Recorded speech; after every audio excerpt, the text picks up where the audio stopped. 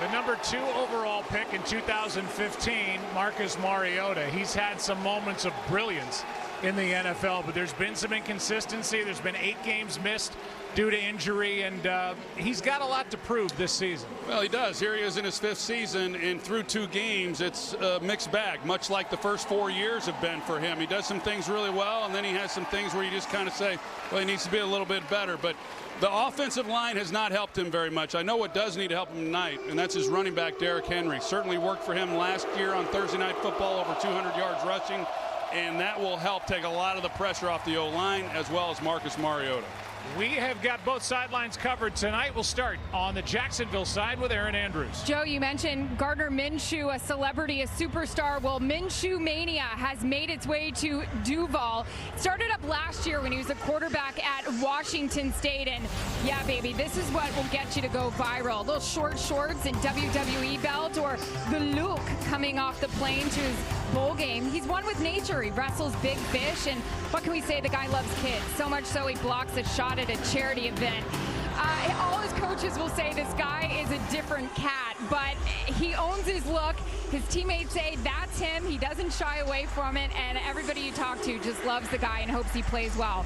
For more on the Tennessee Titans, let's send it over to Christina Pink. Thanks, Aaron. 99 yards, 3 stiff arms. It's safe to say the Jaguars are still having nightmares about Derrick Henry. Talking to Marcus Mariota, he told me that historic touchdown run was a once-in-a-lifetime play. But it's not about what he did that night. It's about what he's done since then. Led the league in rushing yards and rushing touchdowns. Since that game, he also has not had a game with less than 80 yards on the ground. You'd think that night would be the start, but he told me it happened before then. He said he adjusted his mindset, he learned to lock in, and Joe become a much more physical player.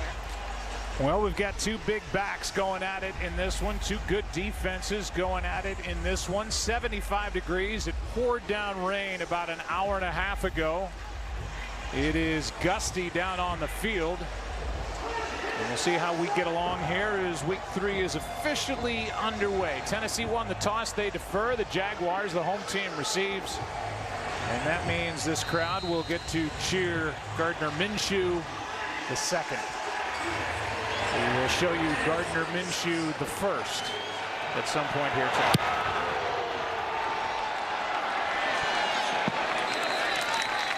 And old 2 Sticks is going to start it out at the 25.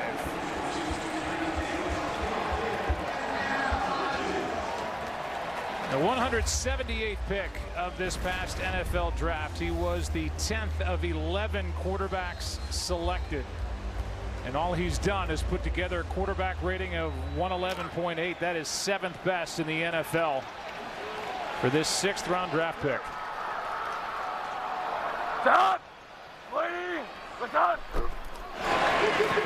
Fournette. Nice hole for Leonard Fournette. He got 9 yards as Byard makes the stop, but a flag is down near the line of scrimmage. Holding. Offense, number 74. 10-yard penalty. Replay, first down. Guys, that is officially holding call number 180 around the National Football League. 2 weeks and 1 play into the 2019 season. Well, I did a podcast this week, if you can believe that, and I talked about the officiating and all of the flags that have been thrown, and it only makes sense that on the very first play of the game we'd see another one. Podcast Troy, that's what they call him. First down at 20 from back at the 15 now. Minshew will go. He can run. He can also slide. A gain of 4 as he is marked down at the 19-yard line. Here's where the Jaguars stack up after a couple of weeks. 18th overall, and on their offensive line they get their big left tackle back, Cam Robinson, making his first start of the season. Yeah, we'll see how long he's able to go tonight. The plan coming in was that he would get the first couple of series and then he would rotate with Cedric Ogbuehi, but I think they're going to evaluate just where he is, conditioning being the biggest issue. But if he's going okay and playing well, he had the holding penalty there on the first down play.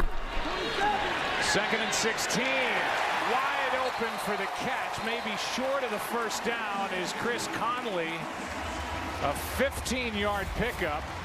And Adoree Jackson there for Tennessee as Minshew starts with that big play on 2nd and long.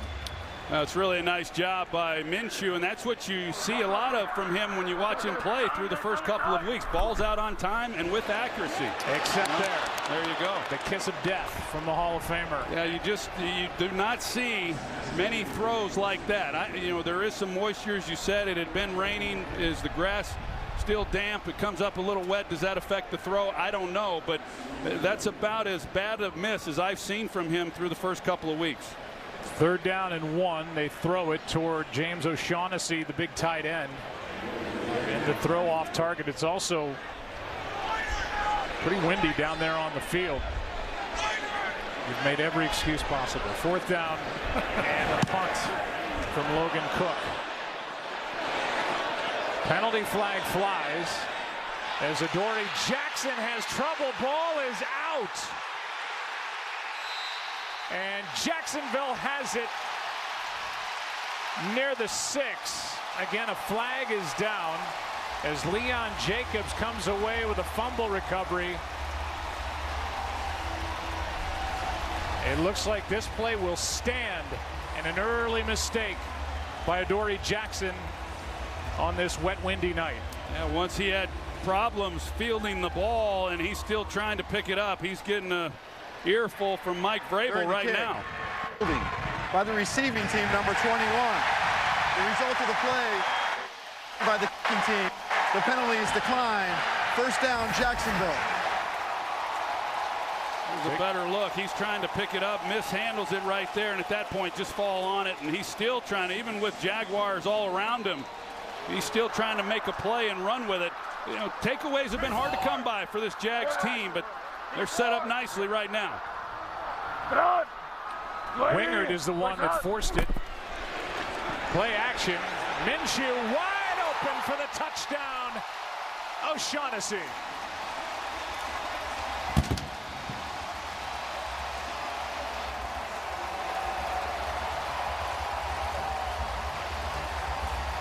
He missed him on 3rd and 1, and after that fumble by Adoree Jackson, he didn't miss him this time. Well, it's heavy run on 1st down for the Jacksonville Jaguars. And you're going to see Kenny Vaccaro, number 24. He comes up, he bites off the play action. They're able to get O'Shaughnessy in behind for the easy completion and touchdown. Extra point is good. And after the first Titan turnover of the season, and the takeaways haven't been coming for this Jacksonville team. They get one and then turn it into 7. The rookie to O'Shaughnessy, and the home team celebrating this 6th round pick, up 7. Thursday Night Football is brought to you by Verizon, the network more people rely on, and delivered by Pizza Hut, official pizza sponsor of the NFL. Well, it becomes the first takeaway of the season for the Jaguars.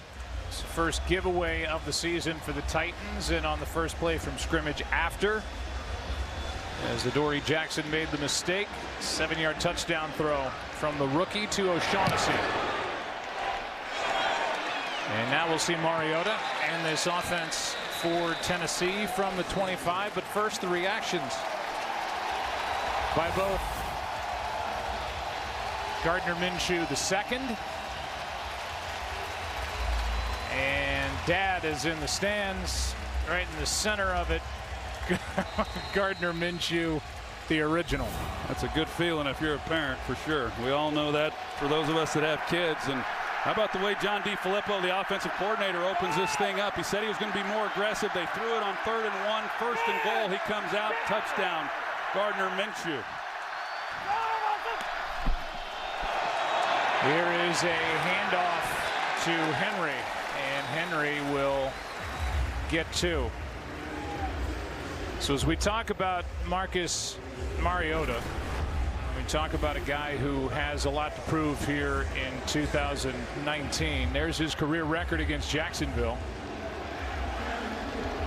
So far to start this season, 4 touchdowns, no interceptions, a quarterback rating of 112.8. Extra offensive lineman is Quessenberry, who caught a touchdown last week against Indianapolis. 2nd and 8. And bouncing it is Henry, right side, and knocked down right at the marker. Depends where they set it down.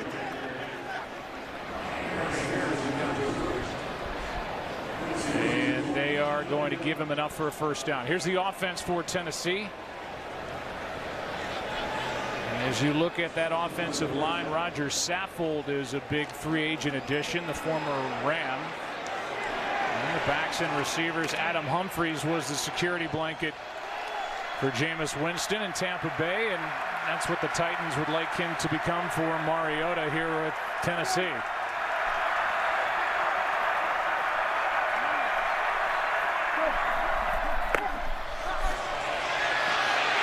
Pressure on Mariota, and the pass gets away and incomplete for Jonnu Smith, the tight end. Well, this offensive line, Joe, has 2 starters that are returning from a year ago. Dennis Kelly, their left tackle, number 71, who just gave up some pressure on that last play. He has stepped in for Taylor Lewan, the Pro Bowl left tackle, who has been suspended for the first 4 games. Dennis Kelly, he gives great effort, but he has struggled at times, and really the entire group as collectively. And as a result of that, Marcus Mariota, he has been under a lot of duress through the first couple of weeks.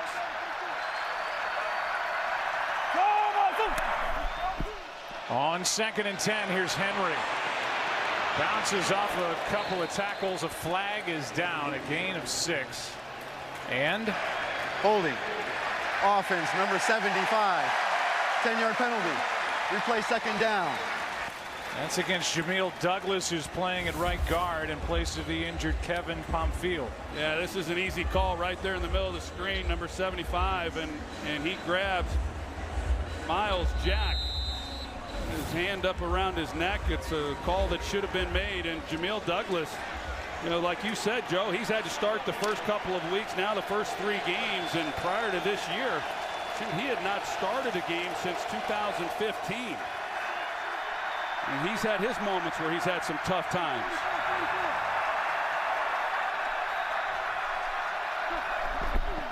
Second and 20, Lewis gets it, his first carry, and Dion Lewis is taken down after a gain of 4 by DJ Hayden. We did a Jaguars game, Troy, during the preseason. They looked like they weren't going to be stopped by anybody. We're not good against Kansas City in week 1. They got gashed for 491 total yards, but they closed it down last week against Houston, allowed just 263. Yeah, and Kansas City, they can make a lot of defenses look bad, and they did again on Sunday to the Oakland Raiders. They're down in 16. Mariota.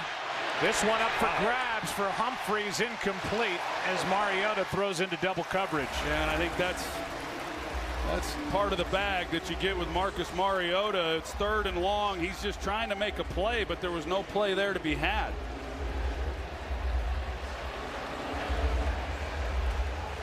Dede Westbrook is waiting for the punt from Brett Kern, who's represented his organization in the AFC in the last couple of Pro Bowls. Line drive punt.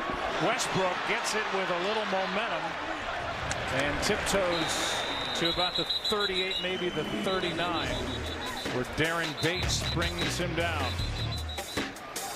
Back come the Jags on offense as they lead by 7. Welcome back to Thursday Night Football, presented by Bud Light Platinum. Mustache is on. Jackson DeVille. That's the name of the mascot here for the Jaguars. As they have the ball for the 3rd time. Play action wide open. Westbrook absorbs a couple of hits, and he's out to the 44-yard line, where he's brought down by Landry and Brown, a gain of 7.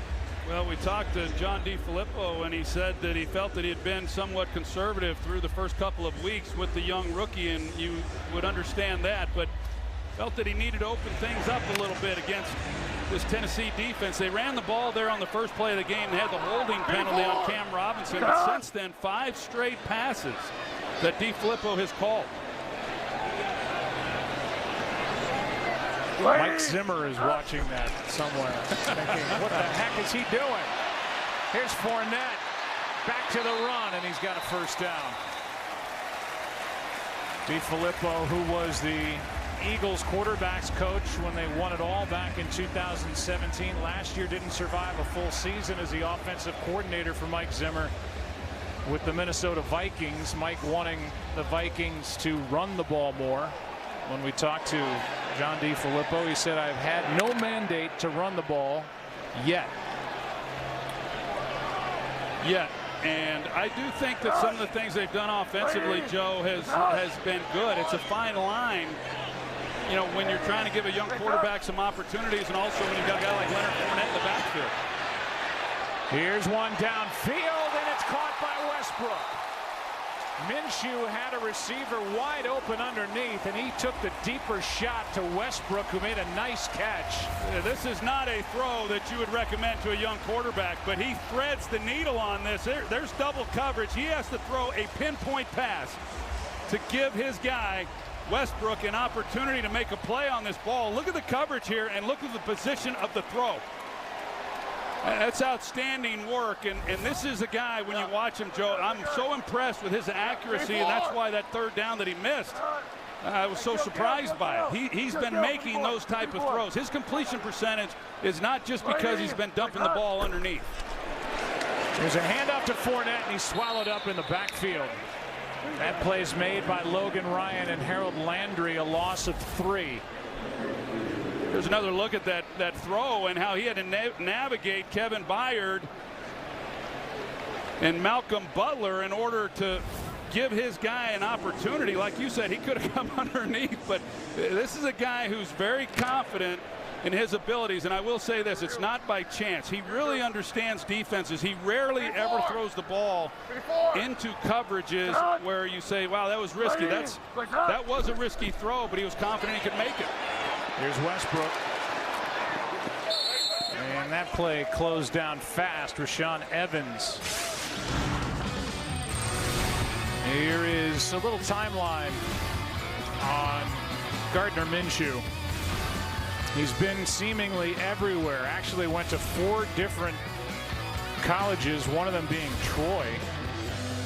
And it ends with him being the 6th round draft pick of the Jaguars. And I think he's going to spend time learning under Nick Foles. Foles goes down early against Kansas City, and here's Minshew. So they weren't even real sure that he could be the backup in preseason. Here's one for the end zone. Chark, he's got it. Touchdown, what a throw. And the legend has grown a little bit more.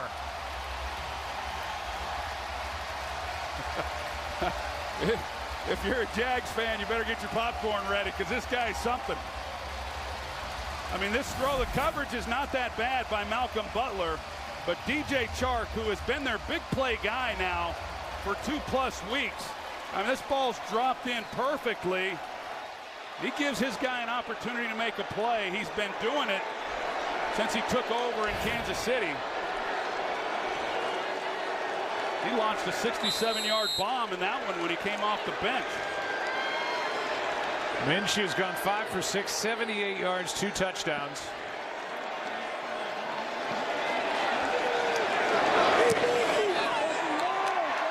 And it's 14-0 under the direction of Gardner Flint Minshew II. What a start for number 15. Welcome back to Thursday Night Football, presented by Bud Light Platinum. Up above, dodging the raindrops, dealing with the wind. Our aerial coverage brought to you by State Farm. Jacksonville scored points on their last 2 drives, coming up just short against Houston on Sunday, and now they've started with 2 touchdowns on their first 3 drives here against their division rival, the Tennessee Titans. Titans need an answer. Jennings on the return. Boy, he just keeps going. Led the league in kickoff return yardage a year ago, and Lambo downfield made the tackle when others couldn't. A return of 25 yards back to the touchdown. And once again, seeing that he has one-on-one coverage and is able to go to his guy, Chark, to make a play.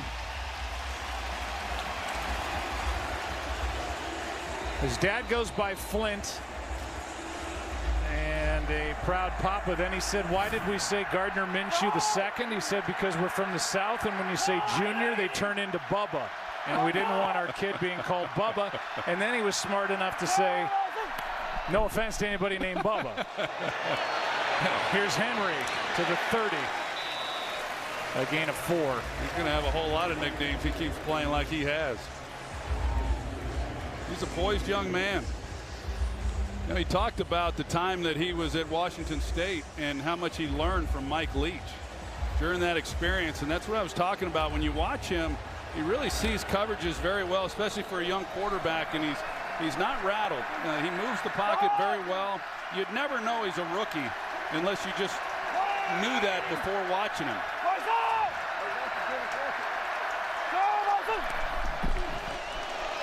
On second down, Mariota, good protection. Pass is caught, and a big gain on second down. That's Tajae Sharpe.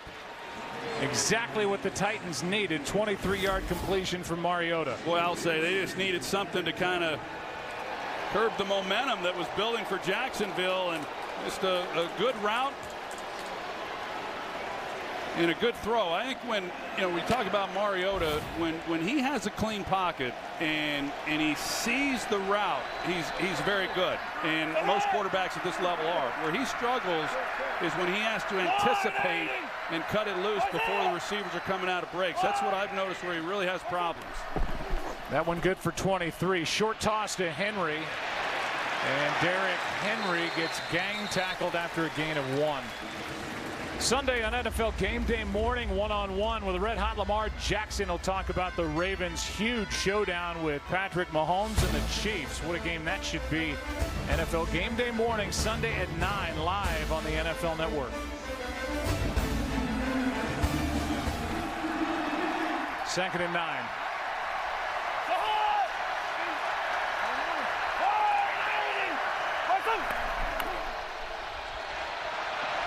Screen, not there. Well played. Jonnu Smith brought down by Jared Wilson. No gain. Third down coming up. That's really a nice play by Jared Wilson, the safety, who's able to defeat the block and then make the tackle. And you see right here, number 26. That's a good job. He helps get away from Jack Conklin, the right tackle. This is a down, and this is a down in general that the Tennessee Titans have just been terrible on here through 2 weeks, converting just 15%.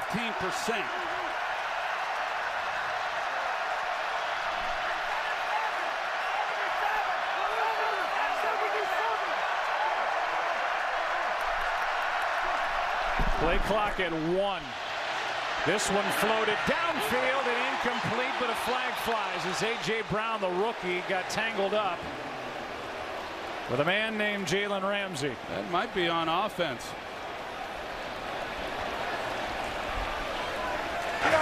Pass interference. Offense, number 11. Push off. That penalty's declined. It's 4th down.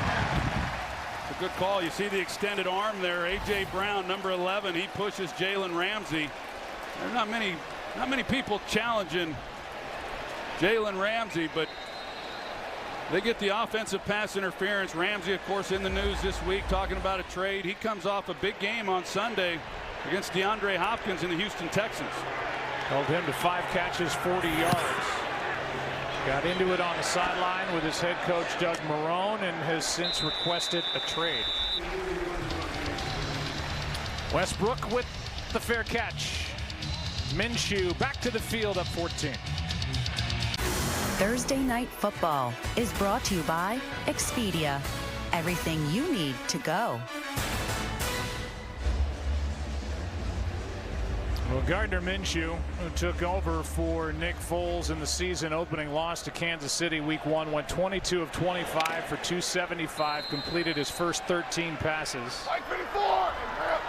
Last week got his team in a position to win the ball game at Houston. They came up just short on a 2-point attempt. Started out hot today. Passes to Fournette, and a good play is made off the edge by Sharif Finch. And Aaron, it's been fun already watching this kid play quarterback. Yeah, before he went to Washington State to work with Mike Leach, he was actually planning on going to Alabama and being a third stringer. His thought was, I wanted to go into coaching, so I'm going to learn from Nick Saban. And that's when Mike Leach called and said, do you want to be a backup at Bama or lead the nation in passing? And he did. And Washington State and their million mustaches loved every minute of it. He threw for 4,779 yards to set a Pac-12 record last year. And was 5th in the Heisman voting. And yet lasted until the 6th round. Here is Fournette, and backward he goes. Well played by this Titans defense as Finch and Landry got through to make that stop, a loss of 7. And that's over Andrew Norwell, the left guard. You're going to see the pressure that's right past him, and this is a defensive front that is very active. Big physical players that can move and can be hard to get in front of, and that's a couple runs now, or at least the screen on first down they pursued well, and then they're on second down. There's just been not much there since that first play when Fournette gained some yards, but yet the holding brought it back. There's been nothing to show for him on the ground. 3rd down and 15. Here is Westbrook. Flag is down, and the play is made by Jayon Brown. A gain of 5. And we'll get the call from Sean Hochuli.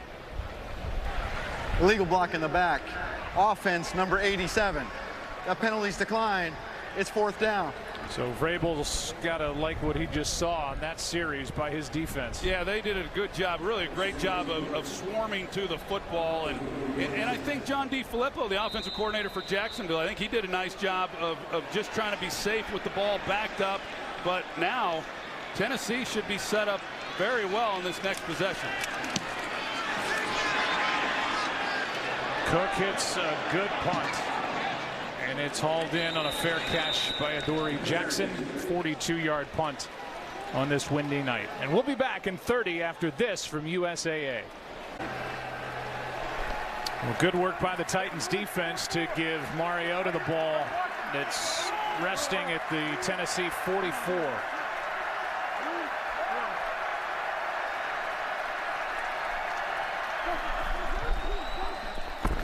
Play action. Mariota, Humphreys, big play, good throw, and Humphreys is forced out downfield by Quincy Williams. That was well done, and a completion of 30 yards. Well, normally you'd say a linebacker on Adam Humphreys is definitely a mismatch, but this Quincy Williams, he can really run, but a good route by Humphreys, he's able to get in behind him, and then Mariota has to make the throw. So a nice job there on first down. First down's been a hard down for Tennessee this year. It's a nice completion there to set up this possession. Henry gets it. Gets to the edge and is dragged down by his jersey by Quincy Williams. And a flag is down out there on the edge.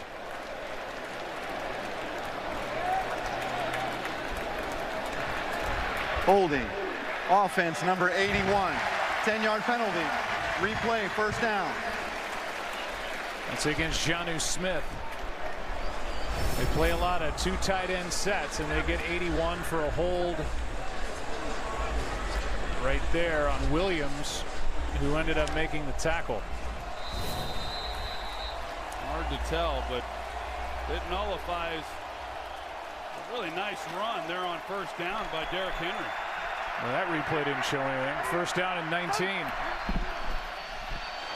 Play action. Mariota in trouble and able to just get rid of it. Was outside the pocket, got the ball back to the line of scrimmage. It won't be grounding, but pressure by Taven Bryan. And they've been waiting for Taven Bryan to get going here in the NFL.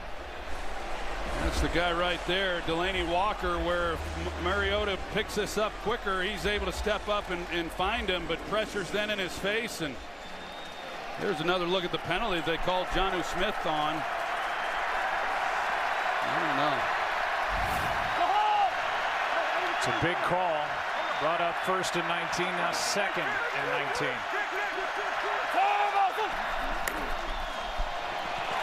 Play is made by Calais Campbell on Derrick Henry. And the four-time Pro Bowler got through and knocked down Henry for a loss of 5. Well, pretty tough assignment for Ben Jones, the center. They're going to ask him to try to reach Calais Campbell, and that's hard to do. Calais Campbell is a heck of a player. He's a big man right there in the middle. He's got amazing athleticism. He's been a fine addition to this Jaguars team over the last couple of seasons. Makes a big play. And this defensive front trying to get going for the Jaguars. The offense is going, a 14-0 lead after 1. On to the second we go. And Thursday Night Football, presented by Bud Light Platinum, will return after these messages. Third down for the Titans, down by 14. 3rd and 24.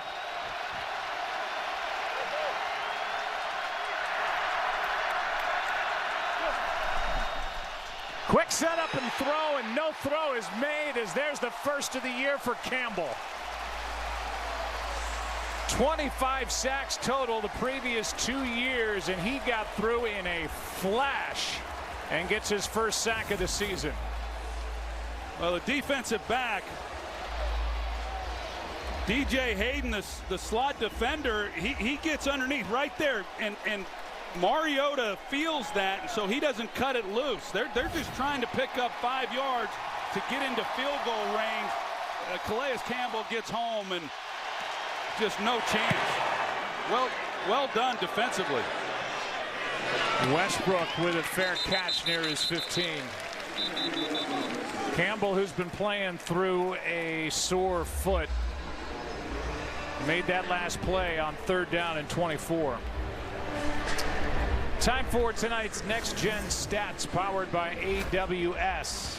And Leonard Fournette has faced a stacked box, as they say, on 42.7% of rushes since he came into the league. That's the highest rate in the NFL. And you come into a game and you worry about Leonard Fournette. You stack the box to stop him. Minshew has been chewing him up defensively. Here is a handoff to Fournette. And the play made by Jayon Brown. I think for Leonard Fournette, I think that there's a little more enthusiasm for him coming into this season. One, he's healthy, but also with John DeFilippo now calling the offense and trying to open things up with the passing game, it allows him then to not have to face some of those stacked defensive fronts. Also, he's more involved as a receiver out of the backfield, so he's getting opportunities to catch the football in space. I think he's looked very good here through the early part of this season. Pass is caught. O'Shaughnessy, the tight end, who has a touchdown in the game, and he fights for a first down. Got through a couple of tackles and got 11. And a little breathing room for the Jaguars, who lead by 14. And I think that as Minshew and this offense, this passing game, as they continue to create plays down the field, as we've seen, that will start to help loosen things up even more for Leonard Fournette. There's no doubt that if you're a defense coming in to face Jacksonville, your number one priority is Leonard Fournette. Minshew, as good as he's played, it's going to take some time before he earns that kind of respect. Rain is falling again. The wind is up again. Minshew keeps, throws, play not there, but a flag where Minshew went down as Marquise Lee was the target. Here's the call. Personal foul. Roughing the passer. Defense number 44. 15-yard penalty. Automatic. First down. Kamale Correa is guilty of driving Minshew to the ground. I don't like the call. It looked like he came in with his shoulder. He didn't, the helmet comes down somewhat, but the contact is shoulder to shoulder, and I thought it was pretty good. Mike Pereira is with us. What do you think, Mike? And I also don't think it was a body weight foul because he's going to the ground. He lands on top of him, but he braced himself with his hands when he got to the ground. So I really think the call was incorrect.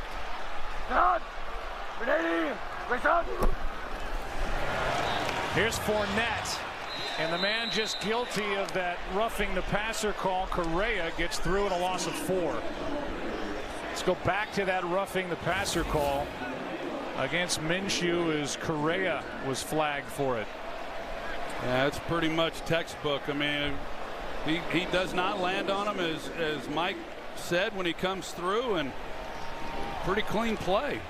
You see Mike Vrabel, he saw it as well, and when they replayed it on the big jumbotron, and those calls they're really costly. But he comes back and makes a play then on that last one to bring up a 2nd and long. Out of the backfield, Fournette. It's off his left hand, incomplete. And now 3rd down and 14. And that's some of what DeFilippo is wanting from Leonard Fournette. We saw it through the first couple of weeks where they're able to get the ball in his hands, give him some space where he can maneuver and make some people miss. And he's had more catches through the first couple of games than he's had the first couple of years he's played through the early part of the season. Chris Conley is down. He's been a nice free agent addition to this Jags offense. They look at him. We'll take a break. Little history lesson. Tom Coughlin, the first head coach in team history. The great Fred Taylor, their all-time leading rusher, and then Tony Boselli, who does the Jaguars radio. Saw Tom Coughlin. Boselli is here, obviously calling this game, and could make a great case that Tony Boselli should be in the Hall of Fame. Didn't have the longest career, but man, when he was out there, he was great. Minshew takes off on 3rd down.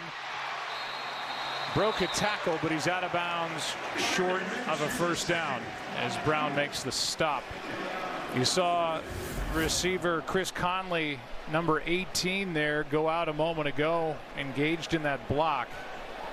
That left knee was hyperextended. The left ankle was rolled over, so he's now in that medical tent. And another punt now from Logan Cook.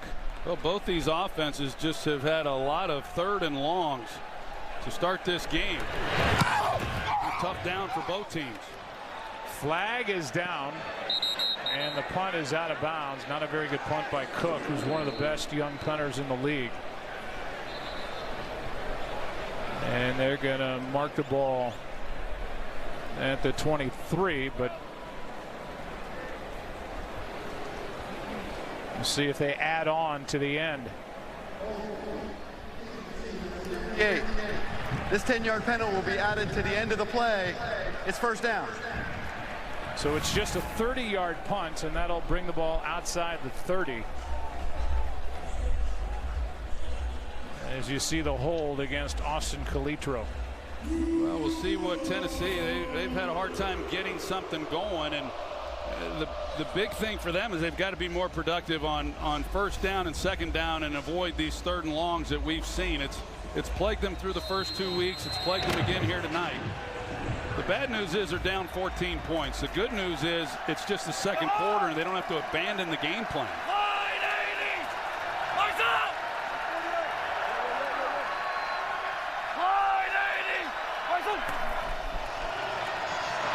Here's Henry out across the 35 and a gain of 4. Tomorrow the countdown continues as celebrity fans join NFL stars and legends to remember the top 30 plays in NFL history. NFL 100 Greatest continues tomorrow at 8 only on NFL Network.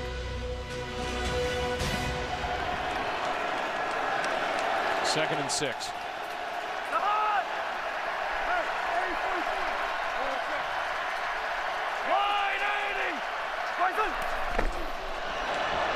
Humphreys overthrown.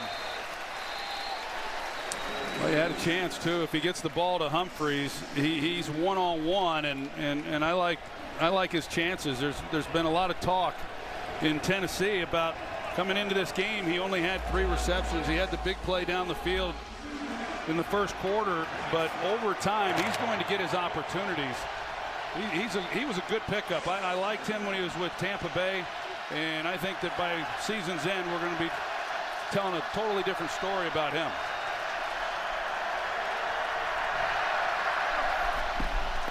3rd down and 6. Mariota throws and the pass broken up. Boye in coverage.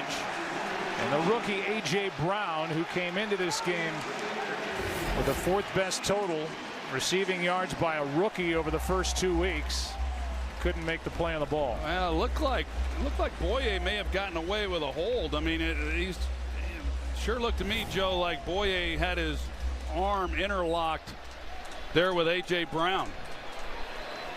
Titans are 0 for 4, Troy, on 3rd down in this game. 3 for 24 to start the season. Yeah, just have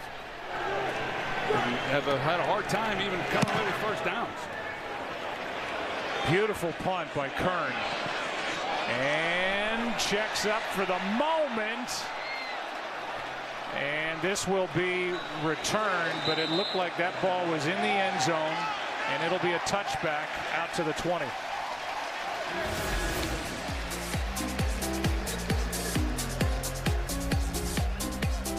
Ty Smith tried to keep it out, could not, and a net of 43 yards.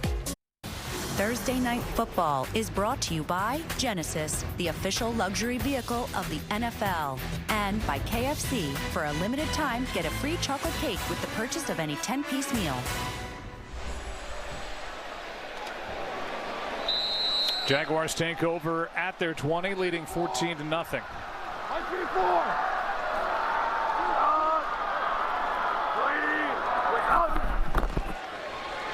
Minshew to his right. Flag is down, and Chark is out of bounds, knocked out by Ryan at the 25.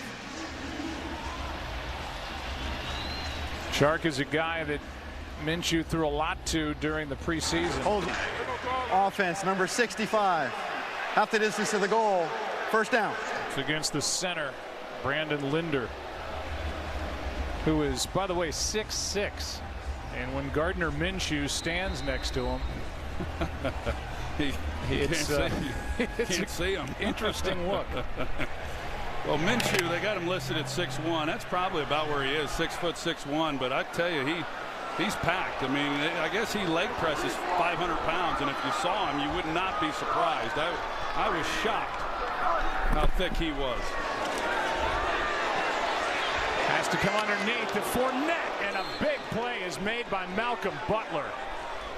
The corner comes up to put big Leonard Fournette, 6 foot, 228 pounds, right on the ground. I like Malcolm Butler. He does these types of things. You know, I mean, he's a good cover guy, but what really stands out when you watch them is how willing he is to come up and make tackles. I mean, he does not shy away from it at all. He got off to a tough start last year when he was brought in from New England. Of course, he knows Mike Vrabel and all that from the New England connection, but then he finished off strong, and he's done a nice job for the most part to start this season.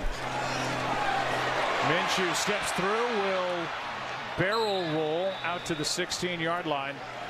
3rd down and long coming up. Malcolm Butler, by the way, who has 12 regular season interceptions and then one rather large one in the postseason that won Super Bowl 49 over Seattle. The final of 28-24.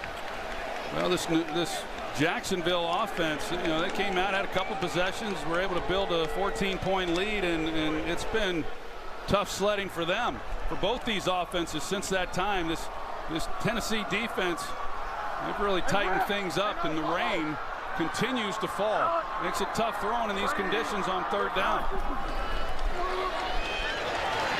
3rd and 14 has to come underneath again. This is the tight end, Jeff Swaim, the former Cowboy, who had 26 catches with Dallas while Jason Witten was breaking down plays with Booger and Tess.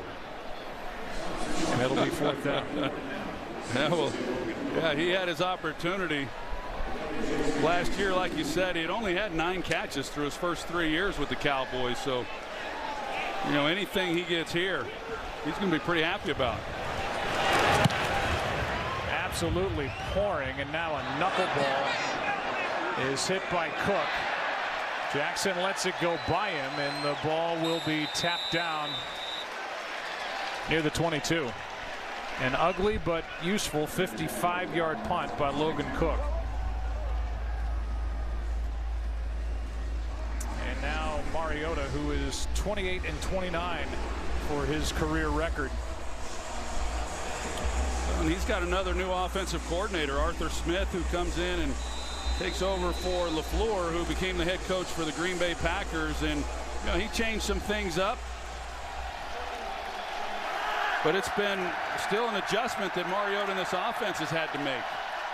Titans are working into the wind as Mariota keeps and just throws it away. Pressure by Leon Jacobs. Head coach Doug Marrone a moment ago on the sideline. Likes what he sees from his defense.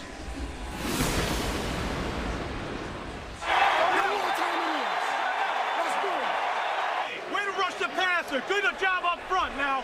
Good job all day long. Let's go. Doug Marrone, who won the AFC South 2 years ago with a 10-6 record, slipped to 5-11 last year and off to an 0-2 start this year. Here's Henry. Nothing out there to his right. He'll try this side. Gets a block from his wide receiver, and Derrick Henry is out of bounds with a first down, but a flag is down again. Got a good block from Tajae Sharpe. It shows you some of the niftiness that a guy 250 pounds has to be able to traverse the field. Ronnie Harrison, the strong safety. Holding. Offense, number 19. 10-yard penalty. Replay, second down. In fact, the block was so good by Tajae Sharpe, it was called a hold, and that's the 7th holding penalty already in this game. Well, let's take a look at it and see. I don't know. His body was right in front. I don't much care for that call. That takes a first down away. Well, Jacksonville, they are going to load the box against Derrick Henry and then lock up outside. And here comes the safety down now. They're going to keep an extra guy. Now they're bringing down Ronnie Harrison the other way. They're going to continue to load up and just lock up outside with these receivers. Mariota in trouble. Gets through a couple of tackles downfield, brought down by Campbell after a gain of 12, a yard short of a first down.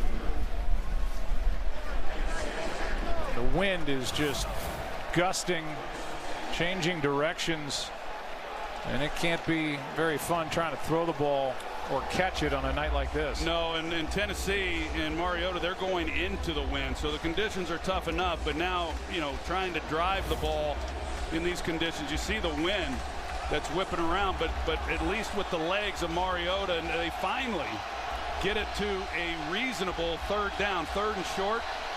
A lot in the playbook right here for Arthur Smith.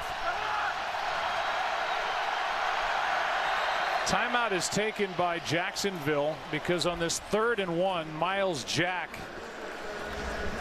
was banged up, would have had to come out for a play, but he was ready to go back in. So the Jaguars called a timeout, and they'll get Jack back on the field before a 3rd down and 1.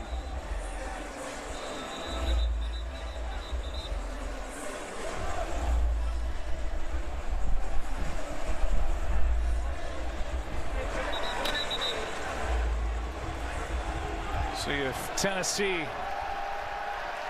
can convert their first 3rd down of the ball game. They're going to keep it with Mariota, and he picks it up. Came in having rushed 8 times for 56 yards. That's a big part of his game. He just got 3 in a first down. Those have been hard to come by, and there's still lots of time here in this second quarter, but just based on the way Jacksonville is playing this, somebody's going to have to make a play in this passing game.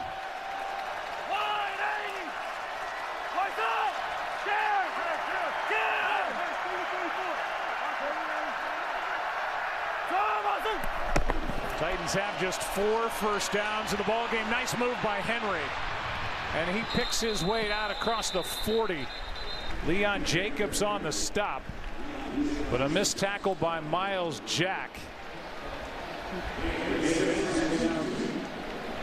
and a gain of 8. Time for more Next Gen Stats powered by AWS.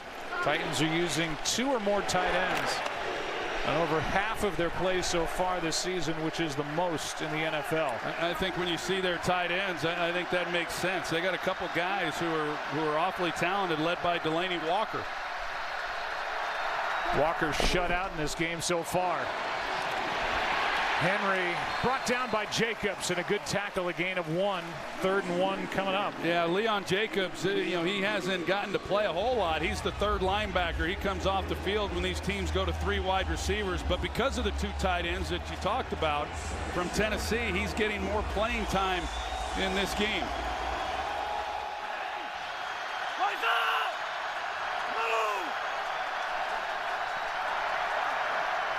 They flip Dennis Kelly to the other side of the formation with Jonnu Smith.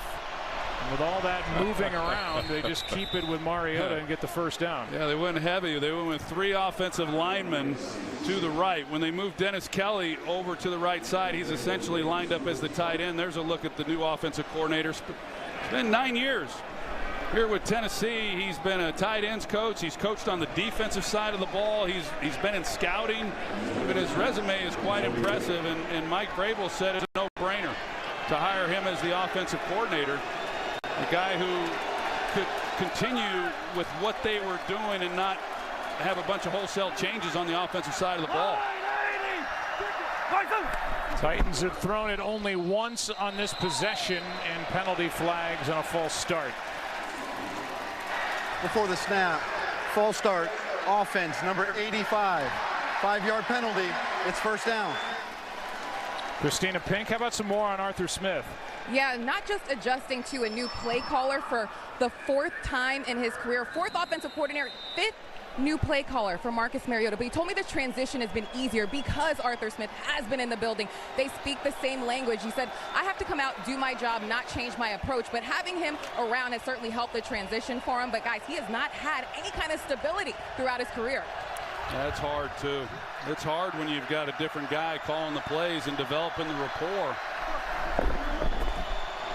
Mariota keeps on 1st and 15. Pass is caught by the rookie A.J. Brown, and backward he goes. Ramsey was out there along with Quincy Williams. Well, this Jags defense, even when Tennessee has gotten some plays running the football as we've seen from Henry, he's had to make an unblocked guy miss in the backfield. They fly around, and it's just hard to continually beat your head up against that. So they try to go with move the pocket a little bit, come back, but Ramsey and company right there to make a play.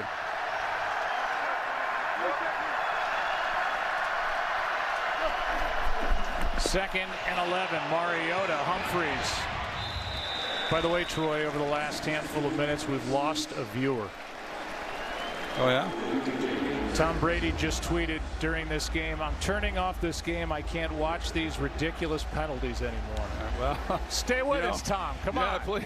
And now, hey, when Tom Brady speaks, there's a whole lot of people that listen. Maybe this will change things. We'll all be thanking Tom Brady. Yes. 3rd down and 8.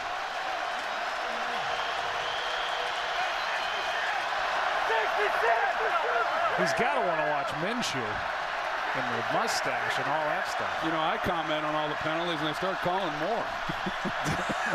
That's the influence I have. Pass is caught for a first down, but a flag is down. Corey Davis made the grab, but this may be coming back. How about that, though? Tom Brady. Illegal formation, offense. Number 84 covered up an eligible receiver. 5-yard penalty. Replay, 3rd down. Now he's unplugged his TV. Well, I mean, Tom Brady, one of the least controversial people that we have in our game. I mean, he is league royalty. And when he makes a statement like that, that should get somebody's attention. I agree, this is ridiculous. Again this week.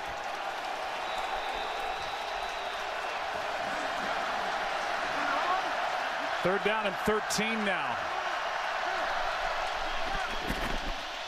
We've had 12 flags in this ballgame as Delaney Walker gets his first reception, and he is brought down by Jalen Ramsey. And Ramsey had help, but is stopped by the guy who wants out.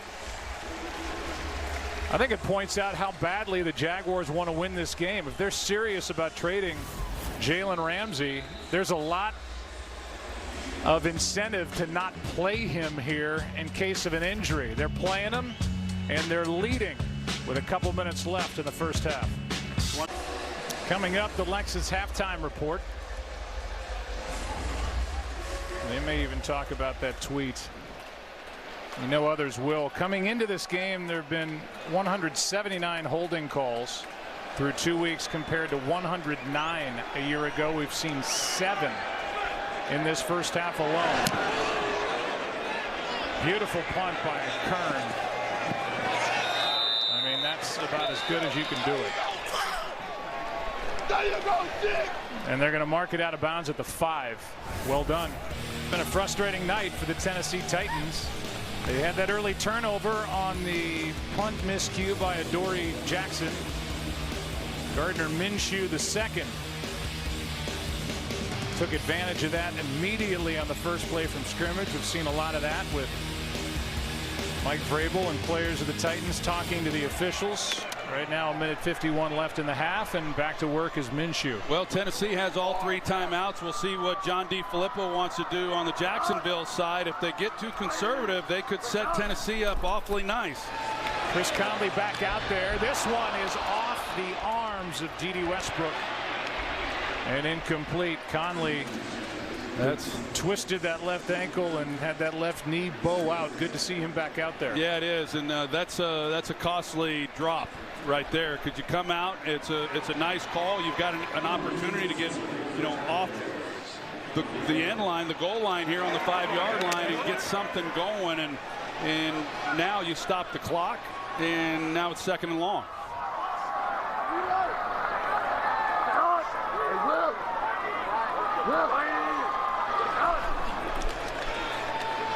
From the end zone, Fournette. And tackle made by Butler. Another good tackle by Malcolm Butler. That's a really good tackle, and a good job by Minshew not trying to force it. Tennessee win coverage, got the ball to Fournette one-on-one, and Butler comes up with a key tackle. Tennessee takes their first timeout before a big 3rd down coming up at the end of this first half. Welcome back to Thursday Night Football, presented by Bud Light Platinum. On a rainy, windy night in Jacksonville, Florida, from the 11, 3rd and 4. For the Jaguars up 14-zip. Minshew throws, pass incomplete. Looked like Westbrook had it for a moment. That might be his 2nd drop on this possession. Yeah, it sure looked like he had a chance. I like what Minshew did as far as buying himself a little bit of time and navigating the pocket. And let's take a closer look at this. He gets the first down if he's able to secure the catch. Should have made the play. Logan Ryan, number 26. Well, he got his arm in there. But a good defensive stop, a 3 and out for Tennessee with still 2 timeouts to work with. So just the 1 drop on that possession, but it was a big one on first down. Good play by Logan Ryan there. And that's the Jaguars' 4th 3 and out. Flag is down. Humphreys on the return, and now another flag comes down.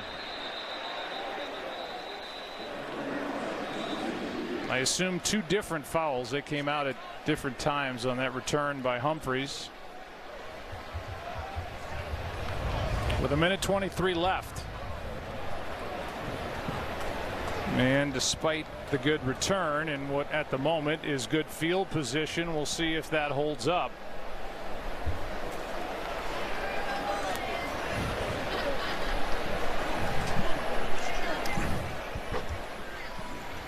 While they continue to talk.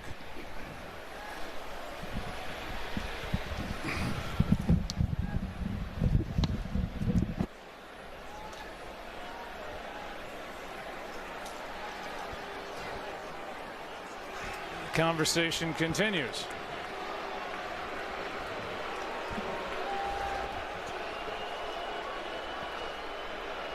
So on this night where fans are getting soaked, they're getting entertained to a conference here near the 50-yard line.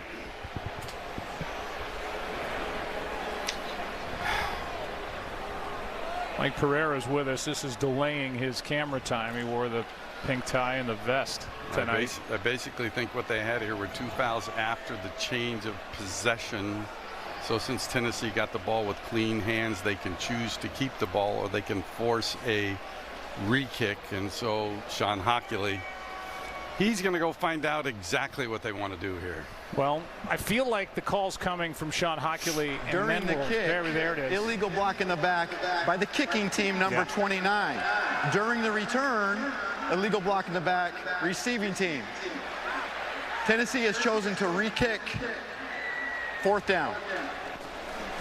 So there you go. I had a chat with Sean Hochuli before tonight's game, and he was talking about the job we do on TV, and I was talking about the job that these guys do down on the field. You made the point on a podcast this week that it's become infinitely harder to officiate these games. There's a lot dumped on these officials. So while we talk about it and you get frustrated and all that with everything that's going on, they're directed, Mike, to do a lot of this, especially with the holds. I mean, that's the hard part of this. We know holding is up 64% going into the 3rd week of the season, which is incredible, but it's the most complaints that come from coaches are holding. So the question has to become, are the officials bad at this, or are they actually doing better because they're seeing more, but it's just really hurting the game? Here's a bad punt by Cook, and it's going to go out of bounds. Good decision by Mike Vrabel to re-kick the ball because that brings the ball inside Jacksonville territory. Mike, I like the vest. I think it's a good look, and I'm not surprised you wore it tonight. But well, we guys, covered them all, though. We had a jacket, we had no jacket and a vest. So I mean, if the emphasis is to call more holding, you know, you talk to some that have been watching this game for a long time, they'll tell you could call holding on just about any play if you really want to. And I think they do. Yeah. But at times in different stretches, it's tough to watch. There's no flow to the game. It's just constantly interrupted. From the 44, Mariota misses a wide open Corey Davis. It'll be 2nd down and 10. Boy, those are killers when you're just not on the same page. Mariota's expecting him to continue to run. He reads it as zone. He's hooking it up.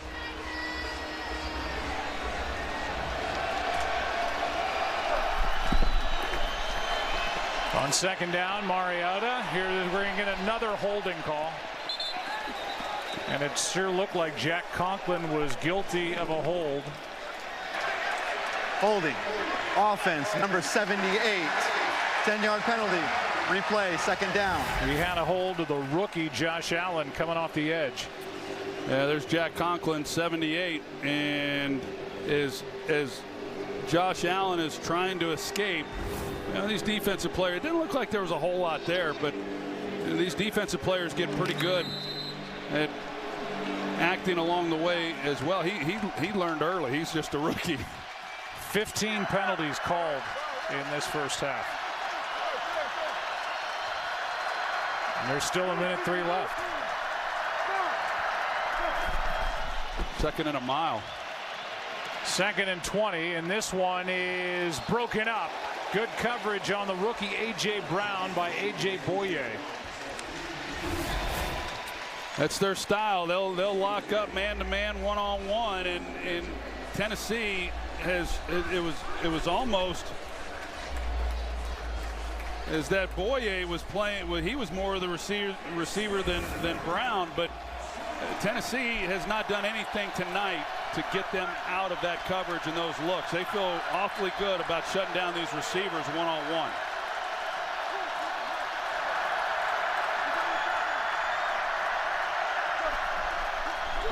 Third down and 20. Mariota, same spot, nothing there. AJ on AJ again. And it's 4th down. So with that great field position that started at the Jaguars 44, they do nothing with it. And with 52 seconds left and 2 timeouts for Jacksonville, the Jaguars leading by 14, about to get it back. Yeah, the Jacksonville Jaguars bring a 3-man rush. Were really soft that time, and better execution on that throw and catch. When they got a chance to pick up the first down, as soft as Jacksonville was playing.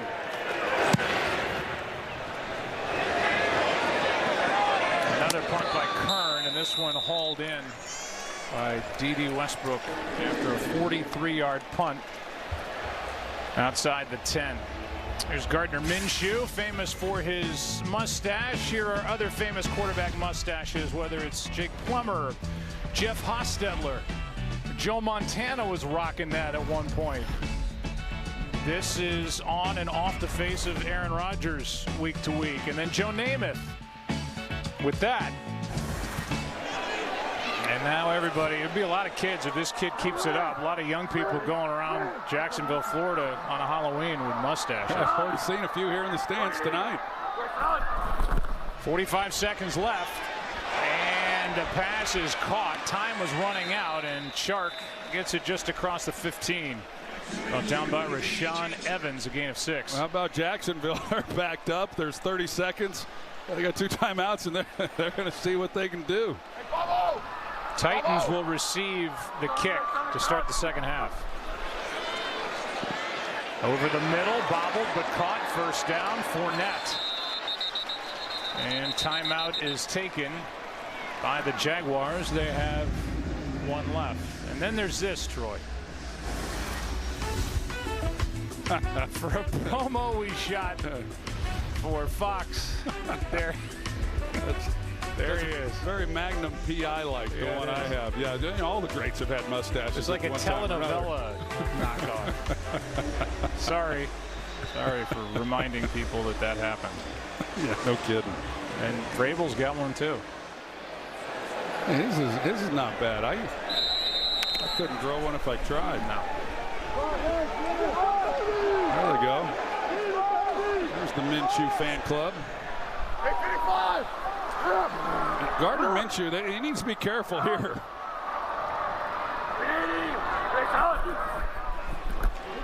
On first down, Minshew will throw high and incomplete. Looked like he was behind the line of scrimmage, or at least on it, when he let it go. Now 11 seconds left. Every time we show one of those people in the seats, I think we're looking at David Arquette. It'll be 2nd and 10, and down on the field is Rashaan Evans, so they'll look at him.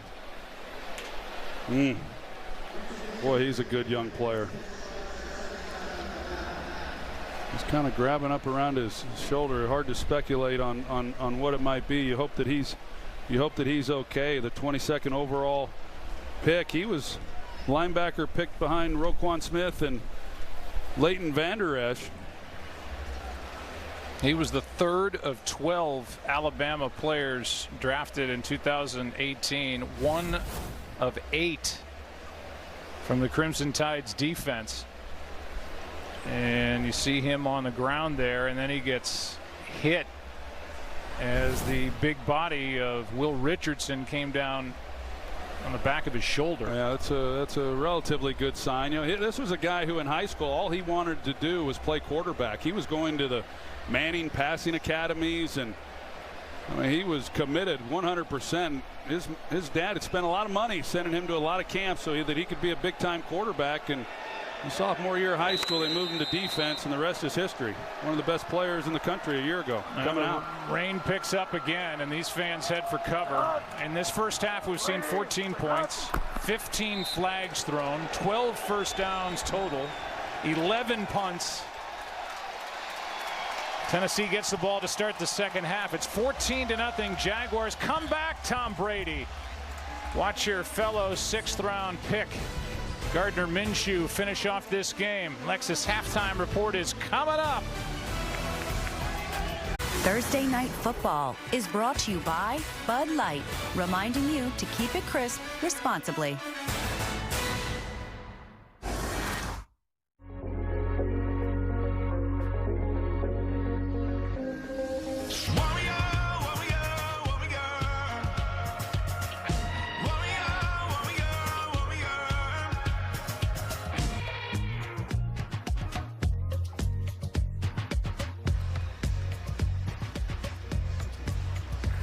Welcome back to Thursday Night Football presented by Bud Light Platinum. Tennessee, Jacksonville, AFC South, and a 14-0 lead for the Jaguars. They piled that up early, and it's been a shutout thrown by this Jaguars defense to this point as you look at the first half stats. Want more stats? Hey Siri, who has the most interceptions in football? Well, we welcome you back inside the broadcast booth. I'm Joe Buck along with the Hall of Famer Troy Aikman, and we'll set all the officiating stuff and the complaints aside, and we'll talk about what we saw. We saw that great start by Gardner Minshew, the sixth-round pick. And then after that, really not a lot of offense for either side in this game. For either team, and because of the muffed punt that gave the Jaguars a short field, it's now a two-possession game after the throw that Minshew made for the touchdown, and the onus now is on Tennessee offensively. Can they get something going? Too many third and longs. Marcus Mariota in this passing game is going to have to be what carries them, because they're going to have a hard time with Derrick Henry getting him loose and running the football because of the way that Jacksonville is stacking the line of scrimmage. Let's go down to the field and check in first with Christina Pink. Well, Joe, the Titans are typically a very disciplined team that doesn't get flagged a lot, so Mike Vrabel taking a big issue with that in the first half. He said that has been the issue with our offense. Way too many penalties, putting us in third and long. He said that's been the problem in the run and the pass game. He says we have to clean that up. We can't put ourselves in that situation. Defensively, he said they were able to settle in, but they have to play a lot better in the red zone. He said our goal is to win this game 17-14. Christina, thanks, and a good reminder. Since Mike Vrabel has taken over as head coach, this Tennessee team has the second fewest penalty yards in the league, second to New England. As Mariota gets swallowed up again. Darius was in there, and he wasn't alone, but Marcel is there to make the play. Let's go down to Erin Andrews. And Doug Marrone happy right there with his defense. He said they looked good with the pressure, great coverage by the secondary, and he's loved the way they've held Derrick Henry to 31 yards heading into halftime. He said, hey, we had a good tackling plan for this guy. He's a tough back, and we've executed on offense. Happy with his rookie quarterback and likes the way his offensive line has bounced back from last Sunday, Joe. Erin, thanks. Second down and 16. Mariota down the middle, a nice throw and catch and a first down. As the big tight end downfield, Jonnu Smith is there for the catch and a gain of 20. Well, we're talking about these tight ends, Delaney Walker and Jonnu Smith, and that's where they have the advantage. They've already shown that they're having a hard time winning outside. They've been trying to test A.J. Boye, and it just has not been there for him. Or for Tennessee, get those tight ends a little bit more involved, work the middle of the field like they just did.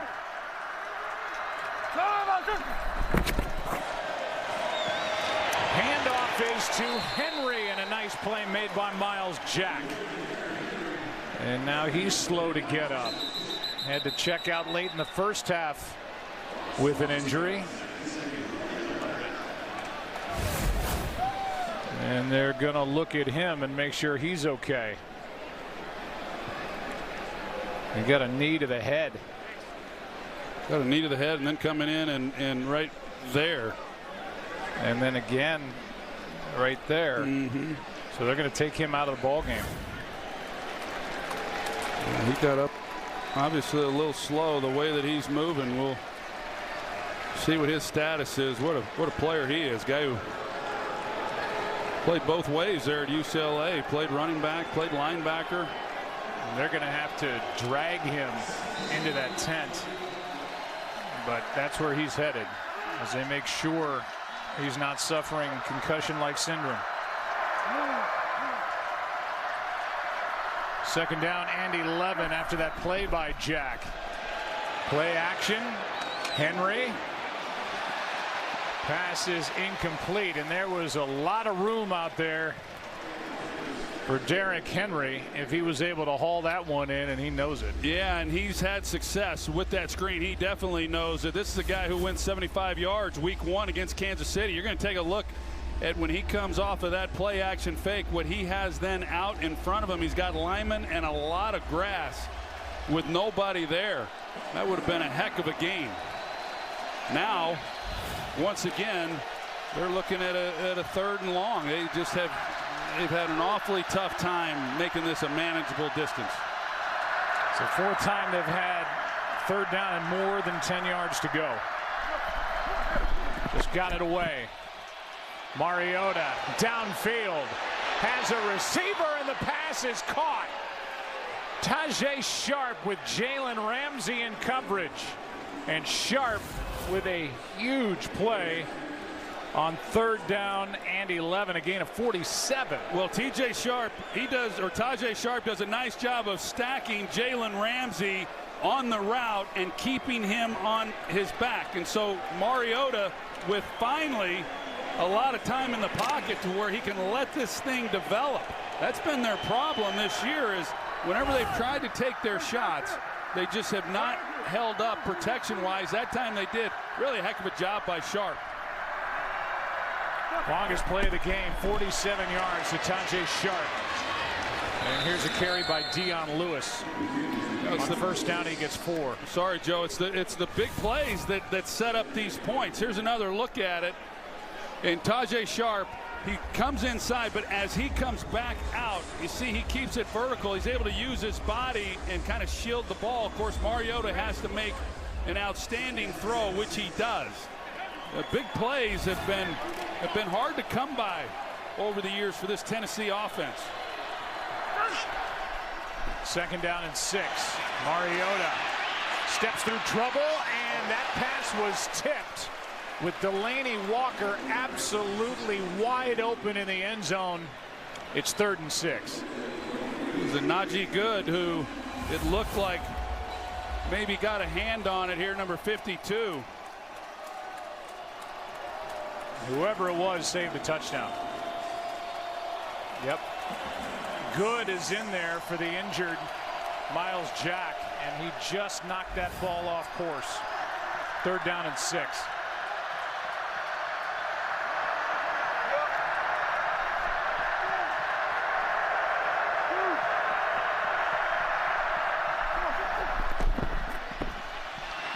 End zone broken up. Walker was the target, and the play made by Ronnie Harrison, who got up to knock it down, and there was pressure by Calais Campbell on Mariota. Calais Campbell's been in the backfield a lot in this ball game, but he had time, and he has them. But this is a great play by Ronnie Harrison. What Mariota's trying to do is right. He's just trying to lay it there to Delanie Walker, and it looked like it was going to be easy. Heck of a play by Harrison, and this is interesting here, going for it on 4th down. 4th down and 6.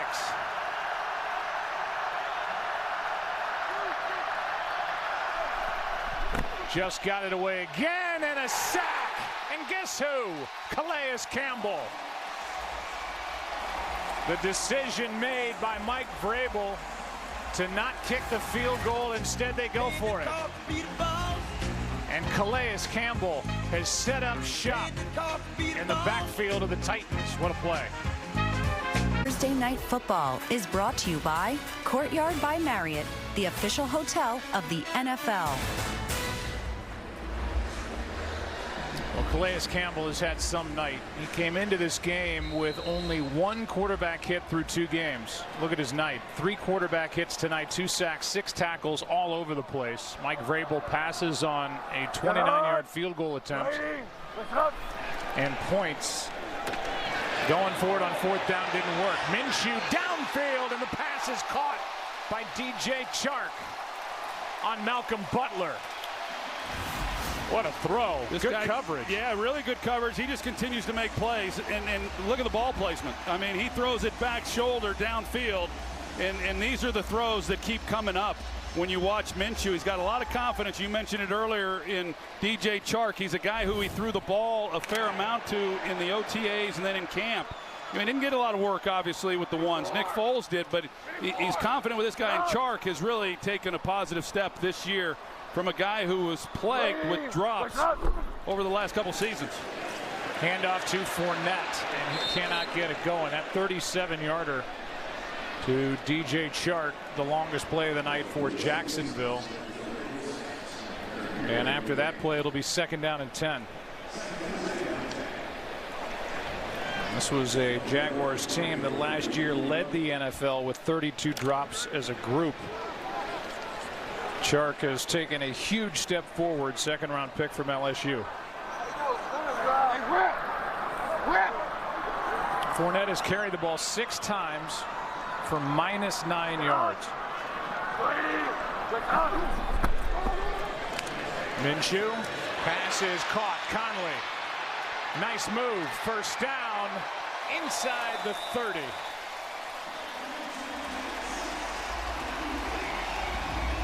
Hit in stride by Gardner Minshew.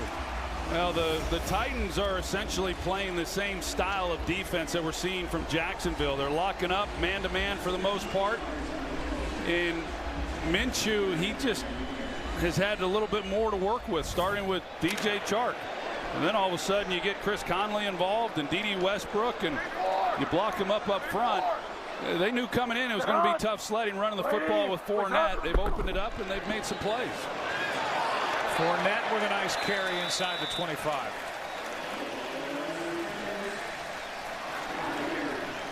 And there's Nick Foles,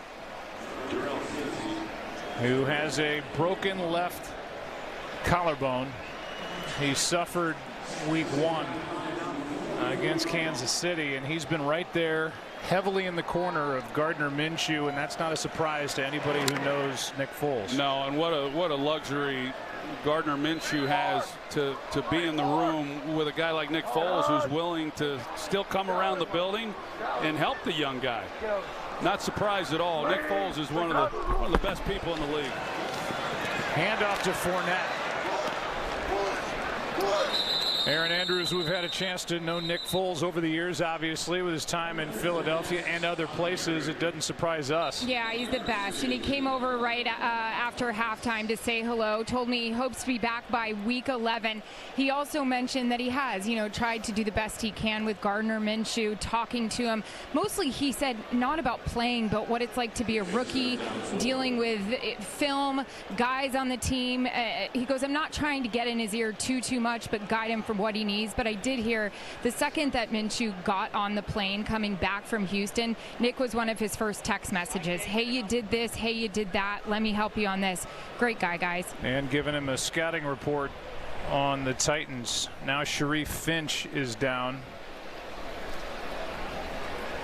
And they check the right leg of the 2nd-year linebacker from Temple. One of those young linebackers for this Tennessee defense.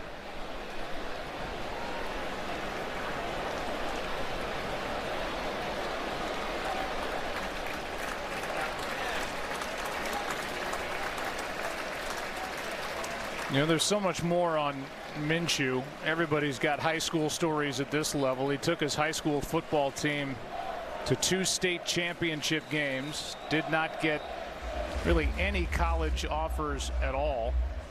Spent a semester at Troy on an academic scholarship to Northwest Mississippi Community College, won a title there, threw for 5 touchdowns in the champ game. To East Carolina, to Washington State, played for Mike Leach, and set a Pac-12 record with just under 4,800 pass yards last year. Here's one floated for Westbrook. A drop. Incomplete. And another good throw by Minshew. That'll bring up 4th down. Good design, too. He's the inside slot receiver, so they're in man coverage, and there's a lot of field then to work with. And Minshew just lay it out there as he does beautifully to Westbrook. And that's one that's going to keep Westbrook up all night.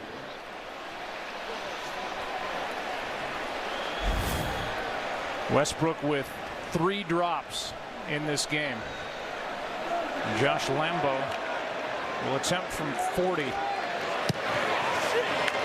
knock it through. So more points. They get 3, wanted 7, and came oh so close. But Jacksonville looking for their first win, up 17 on Tennessee. Welcome back to Thursday Night Football, presented by Bud Light Platinum. 17-0, the Jaguars on top. And there's the night so far for Gardner Minshew II. We'll hear after the kick from one of his many college head coaches, Washington State head coach Mike Leach, and his thoughts on Minshew coming into the NFL. People would call me about him and they, how's his arm? Well, his arm's good. Is he accurate? And I'm wondering if they're real scouts when they start asking me if he's accurate. They would say, how tall is he? I'd say, well, he's exactly as tall as the all-time leading passer in the history of the NFL, which was Drew Brees.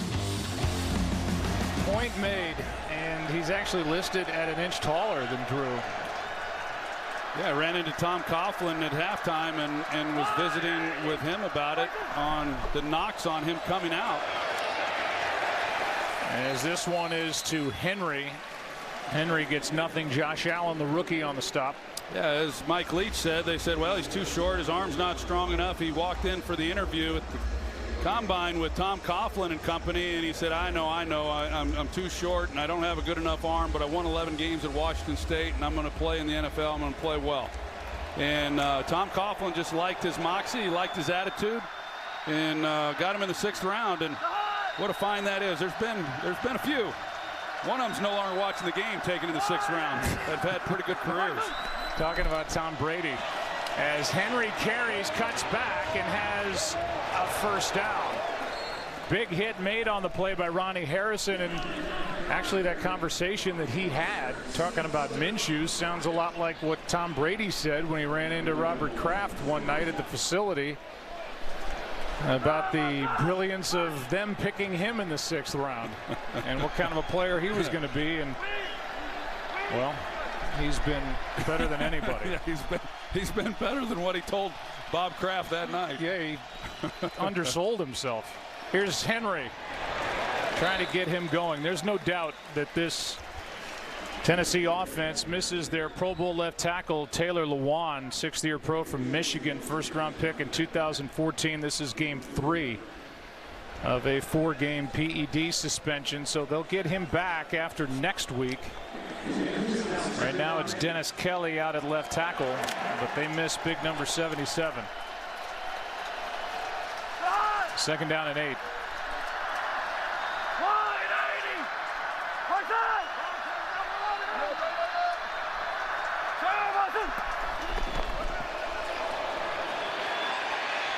Mariota, down he goes, and the play made by Dewan Smoot.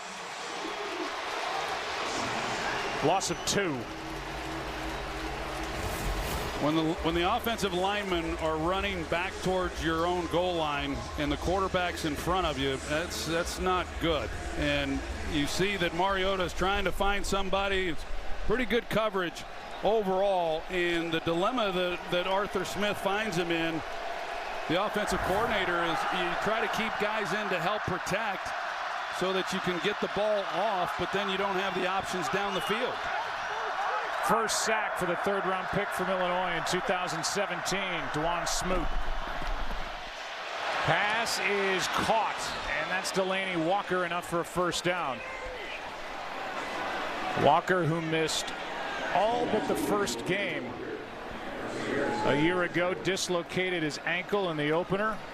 492 career catches coming in. That's number 5 among active tight ends. This guy's been pretty amazing here in Tennessee. You know, his first 7 years were with the San Francisco 49ers, and he was used primarily as a blocker. They had Vernon Davis, and he was more the guy that got down the field, got his receiving opportunities. He comes here, and the guy's been unbelievable. Big first down there for Tennessee. Henry. Plays made by Taven Bryan. Next week on Thursday Night Football, it'll be a big one on Fox. Carson Wentz and the Eagles take on Aaron Rodgers and the Packers. It's next Thursday at 8 Eastern on NFL Network, Fox, and Prime Video. Well, here we are, Joe, with 4 minutes left in this third quarter, and it goes back to the decision by Mike Vrabel to go for it on 4th and 6. They've had a hard time converting on third downs to not come away with any points on that drive. Here's one downfield, and the receiver not looking for it. That was sharp. A.J. Boye was out there in coverage. Wow. You know, you just do not get opportunities like this. A double move, and that's a touchdown. That should be a touchdown. And you know, sometimes the receiver stays inside. Quarterback's expecting him to go outside. I don't know if that's what should have happened for Sharp, but you just cannot not be on the same page when you get a play like that.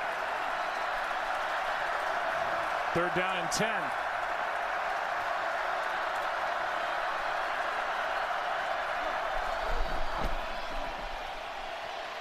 Mariota wide open is Humphries, and Adam Humphries, who's had more catches and more receiving yards each of his 4 years in Tampa Bay, coming off a 76 catch season, has 13 and a first down.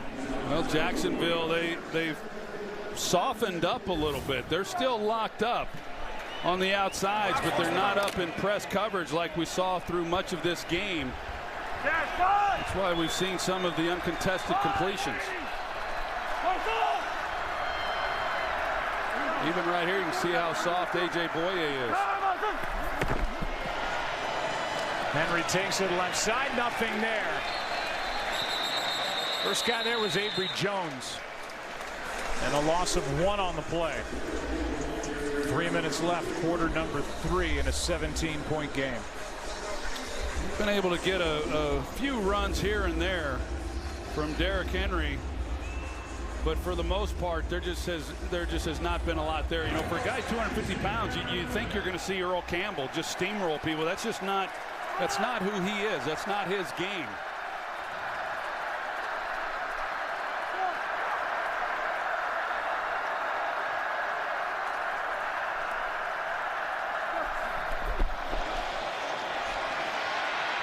Pass to Henry. That'll take it inside the 40, but a 3rd down and long coming up. Just a 2-yard gain.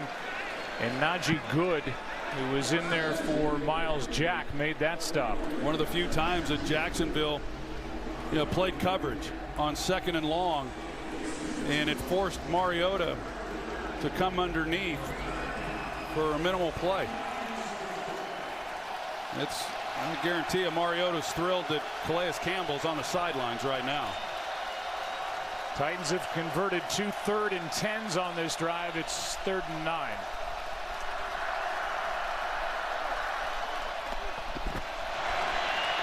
Mariota.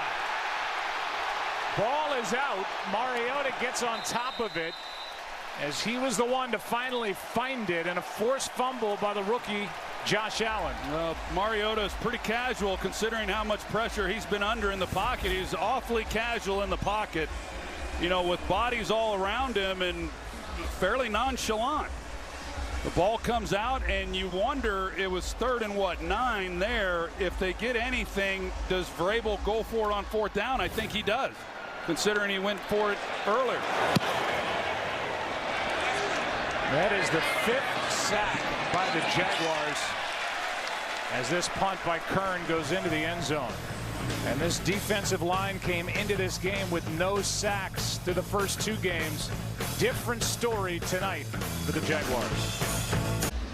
Welcome back to Thursday Night Football, presented by Bud Light Platinum. Up above, aerial coverage presented by State Farm. From the 20. Jaguars up 17-0 with the rookie at quarterback. Westbrook with 3 drops in the game secures this. And with under a minute to go in the 3rd quarter, he picks up 3. Notable 6th round quarterbacks all time. Mark Rippon back in '86 was a Super Bowl champion. Stan Humphries took the Chargers to a Super Bowl. Matt Hasselbeck went to a Super Bowl as well, and then Tom Brady, who's won 6 of them. 6. You know what happens, Joe, for these guys that are drafted in late round, 6th, 7th round picks, that everything's working against you. I mean, it takes some time before people really believe in you. Fournette goes down on his own, and it takes a series of events sometimes to happen just to get a chance. Well, that's right, and let's just take Tom Brady, for instance. When he took over for Drew Bledsoe, when Drew was ready to come back, there were people, Tom was playing okay, but there were people who thought, well, how do you not go back to Drew Bledsoe?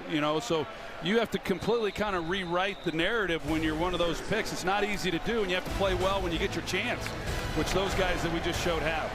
17-0 after 3. Thursday Night Football presented by Bud Light Platinum. Back after this.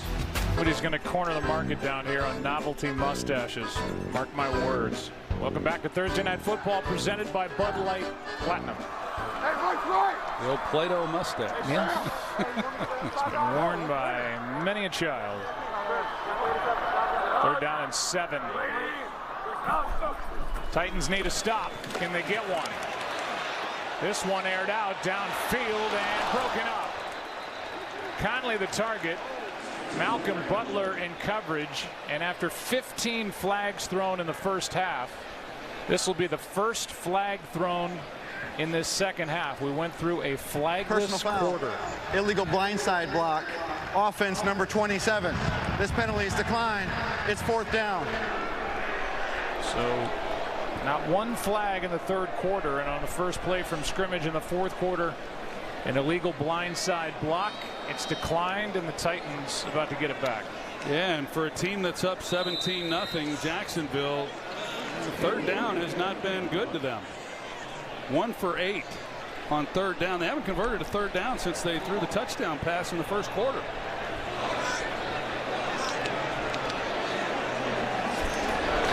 Moving Cook. It's another knuckleball. Humphreys with a fair catch at his own 34 after a 43-yard punt. See if the Titans can get it going down 17.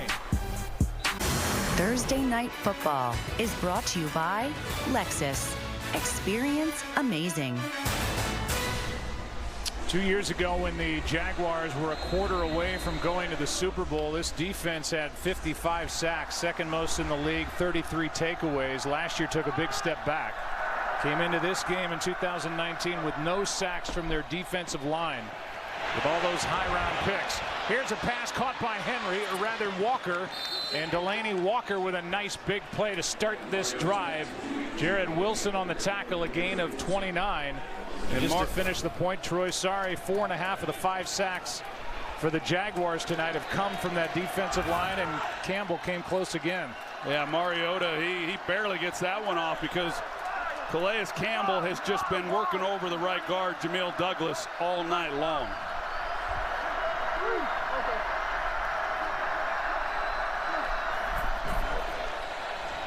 Mariota. Campbell again. What a night. And he was not alone. Ngakoue was back there, as well as the rookie Josh Allen. This time Calais Campbell, he moves to the other side, and the results are just the same. I mean, he has been a disruptive force tonight, but really ever since he got to Jacksonville. I know the first couple of weeks things started off a little slow. Pass caught by Walker as they try to get him involved. Quincy Williams on the stop, and here's the night for Calais Campbell. Man, he has been unstoppable. He leads the team in tackles. He's got 3 sacks on the night. And give me Calais Campbell any day of the week on my football team. He is a force to be reckoned with. He's been doing it a long time. And a leader. 3rd down and 9. Pass is caught for the first down. Good velocity on that throw to Corey Davis from Marcus Mariota. That was impressive. An 11-yard gain, and now down on a knee is Calais Campbell. Maybe just trying to catch his breath. They'll check on him and hope that's the case. 13 minutes left. First down, Tennessee, when we come back. Thursday Night Football is brought to you by Bud Light, reminding you to keep it crisp responsibly. to the 99 season, Super Bowl 34, the Rams and the Titans. And Kevin Dyson a yard short of a touchdown that would have put the Titans within an extra point of tying that Super Bowl. And Mike Jones, linebacker for the Rams, made that sure-handed tackle. Talked earlier about how Campbell's been dealing with a foot injury, able to walk off under his own power. And look at that night. 7 tackles, 3 sacks, 4 quarterback hits. And he checks out for a moment. And here's another look at that last play. Got that right foot caught up.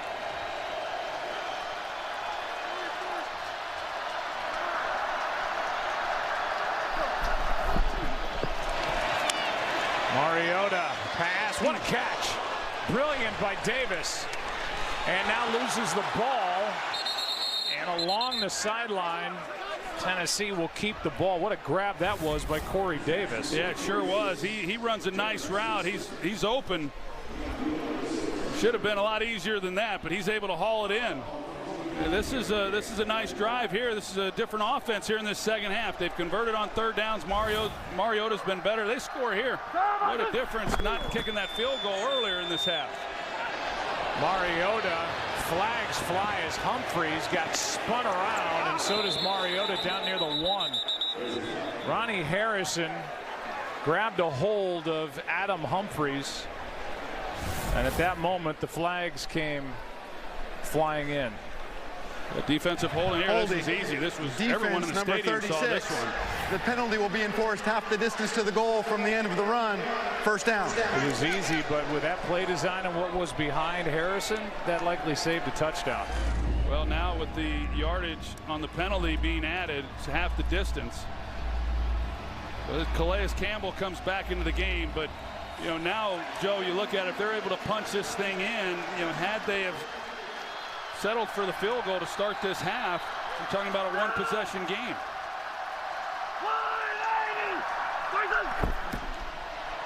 Henry walks it in. And the first points of the night for the Titans. And the extra point, if it's successful, makes this a 10-point game, and the offensive line able to open up a big hole down, knocking on the end zone. Well, this was a really great job by that left side to push.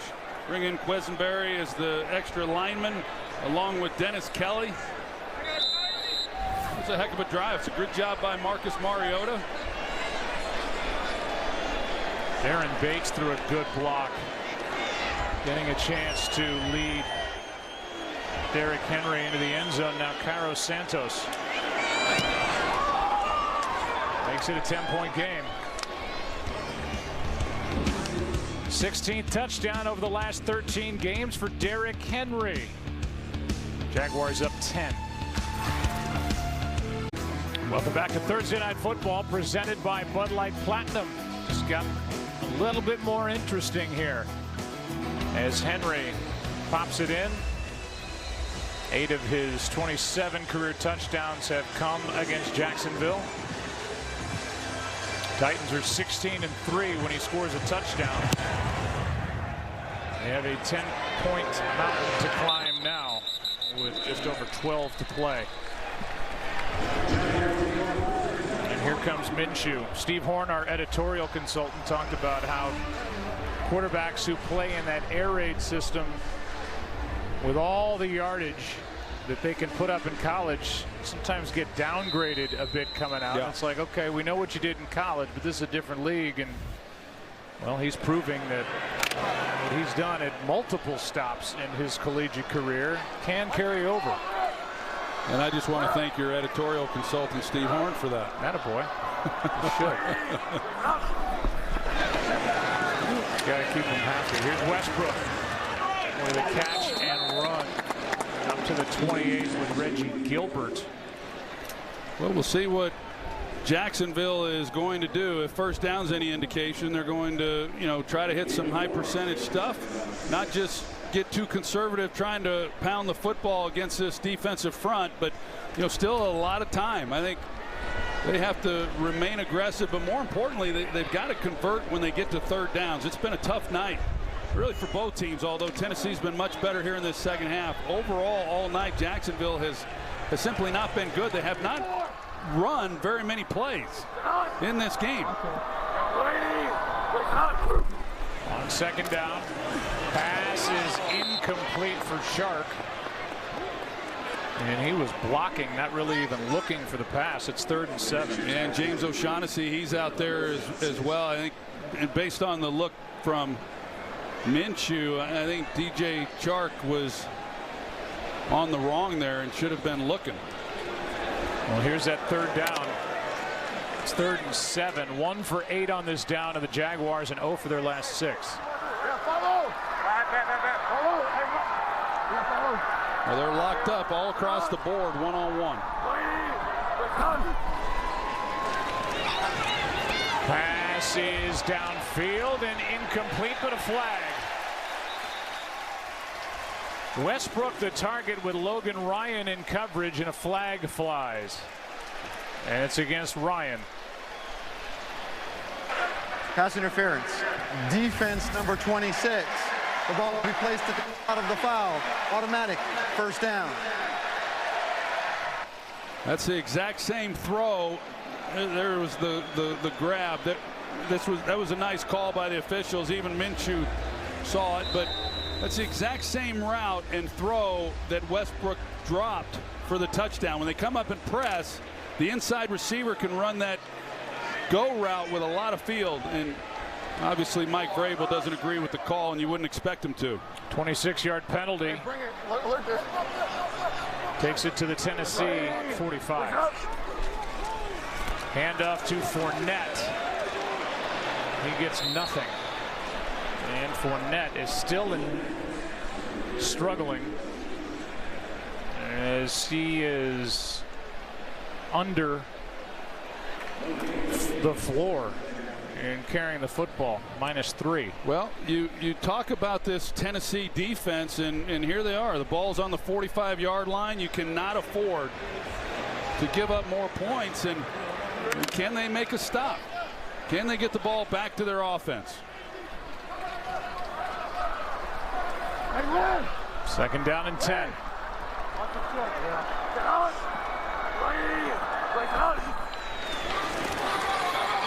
Minshew has to pull it down, out to his right. Pass is incomplete. And a wide throw to the tight end, Jeff Swaim. That stops the clock with over 10 to go, and it'll bring up 3rd down and 10. He had blocking out in front of him. If Minshew's able to put the ball on him better, Marquise Lee was out there and could have sealed the edge, and it's probably a 1st down. Now it's 3rd and 10.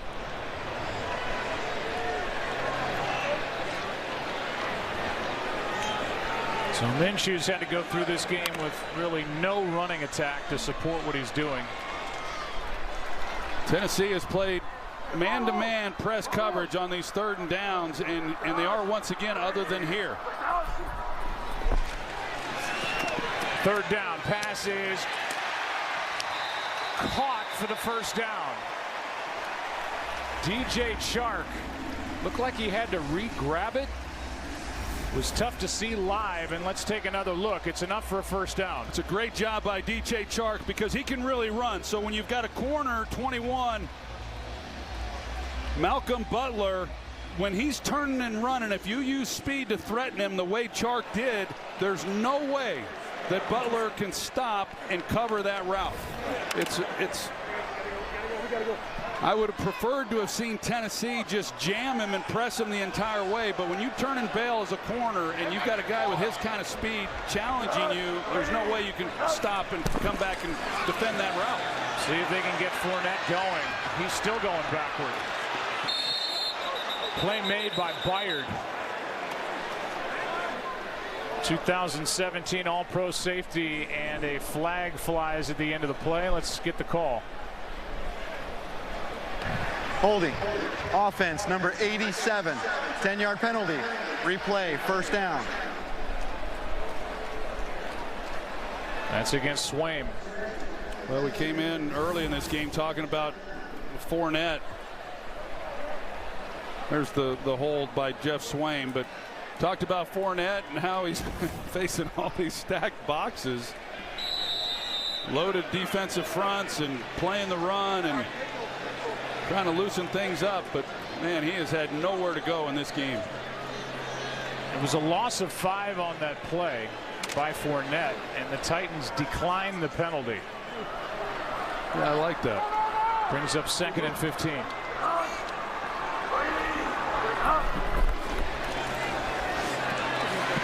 Minshew, Fournette, good tackle. That's Adoree Jackson. He's going to lose another couple yards. So now instead of 2nd and 20, now it's 3rd and 16, 2nd and 21 or whatever it would have been. Now they get him to 3rd down. Can they keep him out of field goal range? Lambeau's career long is 57 yards. That came last year, and they are right at that spot for the most part. Yep. As they snap it from just inside the 40. Hey, 24. Hey, look real. Get on. Snap. Yeah. Straight to us. 3rd down and 16. Pass is caught. Good catch by Fournette. He won't get the 1st down, but gets some of that yardage back. A gain of 9. Jayon Brown with the tackle. It was a really good catch, and you're right. They were right on the edge of Lambeau's distance. You know, they would have matched his career long. And Minshew, then you're saying, okay, well, just pick up, whatever yards you can. And Leonard Fournette able to make a nice catch on the ball to make this more reasonable attempt. Josh Lambeau, since he was picked up, has not missed here at home as a Jacksonville Jaguar. And it'll be a 48-yard try.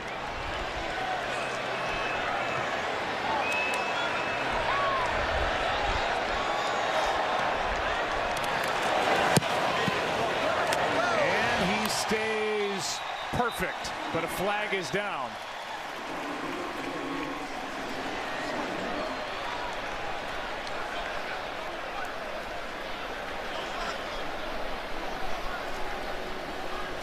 There is no foul on the play. The field goal is good. Timeout. Now 27 of 27 is Josh Lambeau. It's being picked up by the Jaguars here in his home stadium. 20-7. Jags on top. Night Football is brought to you by State Farm. Talk to an agent today at 800-STATE-FARM. 13-point game here in Jacksonville. 7.5 to go in the ball game, and the Titans about to get it back after Josh Lambeau hit from 48 to make it 20-7. Gardner Minshew the second, making his first home start. Trying to guide Jacksonville to their first win of the season. Out to the 25, it will move, and that's where the Titans will start. Quarterbacks missing time. The retirement of Andrew Luck, Nick Foles, broken collarbone. Sam Darnold still dealing with mononucleosis, and then 2 of the biggest stars in the game and Super Bowl champion quarterbacks. Drew Brees, we were there for the week 2 torn thumb ligament, out 6 weeks they say, and out for the rest of the season with elbow surgery is Big Ben of the Steelers. Yeah, you hate to see their stars miss time. It's kind of a catch-22 when you see quarterbacks get hit. It doesn't seem like much, and there's a penalty. But, man, when we lose a guy like Drew Brees and Roethlisberger, it's tough on our league. Mariota will take off and get out of bounds. No flag for that shove once he hit the boundary. Najee Good made the stop. Christina? Well, one guy who plans to stay off that missed time list is Marcus Mariota. Came into the season weighing about 10 to 15 pounds heavier than he did last year. He told me that stemmed from a conversation he had with Mike Vrabel. Told me he wanted him to be more durable, wanted him to play 16 games for the first time in his career. He thinks the extra weight can help that. Mariota with all kinds of time hits Lewis, who spins out of a tackle and gets a first down after getting away from Quincy Williams, a gain of 7. 8 games missed. for Mariota through his first 4+ years in the league. There's his night. I thought with the time that Mariota had on that last play, they were trying to take a shot to Corey Davis on a double move. Trying to set up a screen, it looked like, and Mariota trips. And they'll mark him at the 40, a gain of 2, with pressure by Ngakoue. Well, it's been a different Marcus Mariota here in this second half. He's really done a nice job. This offense in general has finally been able to move the ball, but right now with the clock ticking, they need a big chunk play. Second down and 8. Flag flies. Pass is incomplete. With Tajae Sharpe open but missed. Holding. Offense number 75. 10-yard penalty. Replay, second down. And it's a call for a hold by Jamil Douglas, working against Calais Campbell. Yep. And Calais Campbell's been working, really that entire offensive line. But he's lined up a lot against Douglas. He's won against him. He's won against Saffold on the other side. And they got to, in order to give Mariota, the inside pressure is what kills you. They've got to be able to shore him up and keep a back end to help inside. But give him some time so he can let something develop down the field here, second and long. Second holding call against Douglas. Mariota in trouble, and down he goes. Another sack for this Jacksonville defense. Taven Bryan, the first one there, and that's got to feel good for the first-round pick out of Florida a year ago. Well, they got Dion Lewis in the backfield. He goes out to help on the edge instead of maybe keeping Delaney Walker or somebody in to help with protection and then shore up the inside, because that's where the pressure has come throughout this game on Mariota. That's Bryan's second of the game, and it's third down and 24. This defensive line wreaking havoc with this offensive line of the Titans. Mariota down again. Looked like he might have been tripped by Conklin, his offensive lineman. That had an odd look to it, and a loss of 7. Let's take a look. Well, third and 24, good luck. So Conklin gets pushed back into Mariota, and Mariota here is just simply trying to buy some time to let receivers get down the field, knowing it's third and long, and that wasn't very pretty at all. That punt was, as it drives Westbrook back inside the 25, and he gets hit hard. Plays made by Lonnie Hooker after a 60-yard punt. What a night for this Jaguars defense and this defensive front in particular. Welcome back, and stay tuned for the Mercedes-Benz postgame show here on NFL Network Blitz. Jaguars pick it up, and Fournette breaks out. Negative yardage on the night until right now, inside the 10. And that changes his whole night. Minus 8 yards rushing in the game before that 69-yard carry. Well, you see the push by the offensive line, but Leonard Fournette, he just keeps his legs turning. You see there, I mean, they just kept moving the pile, but Leonard Fournette breaking a tackle, keeping his legs going, and he wasn't sure if he was ever going to see a hole or any open field tonight. They had 14 yards rushing in the game prior to that run by Fournette. No, minus 8. Came at a good time when they want to start taking time off this clock. Here's Fournette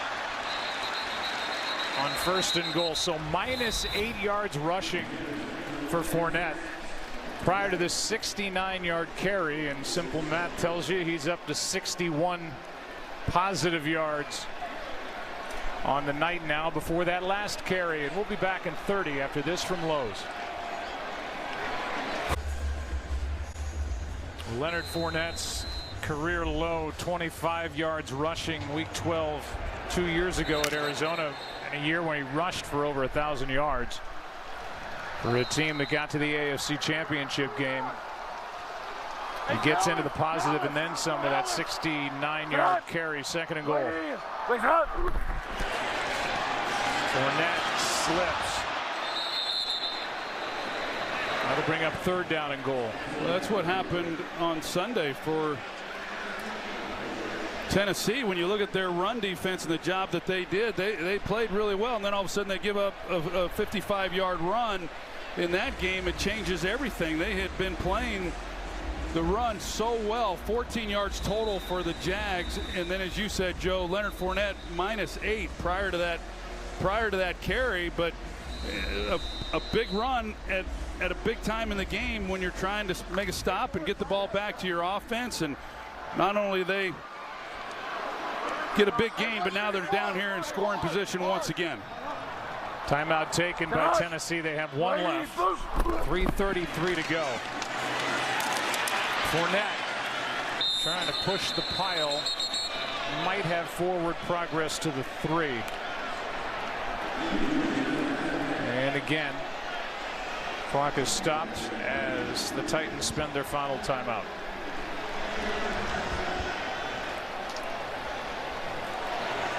A field goal here, as it's 4th down, makes it 23-7. It's still a 2-possession game, but that would take 2 touchdowns and 2 successful 2-point conversions.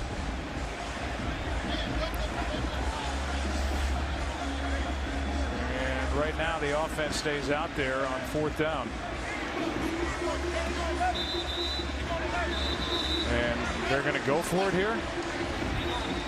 Well, this is an interesting decision by Doug Marrone. I mean, if you kick the extra or you kick the field goal here, you go up 16, you force them to score 2 touchdowns and 2 2-point conversions. I think I would just settle for the 3 points.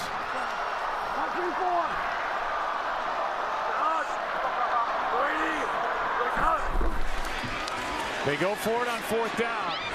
Westbrook broken up, and the play made by Logan Ryan. And so the clock stops with 3:23 left. That is an odd decision, to say the least. Marrone just looking at it saying, well, we want to make it a 3-possession game and just totally put the game away. But and on top of that, you're forcing Tennessee to go 96 yards if you don't make it, and they didn't make it.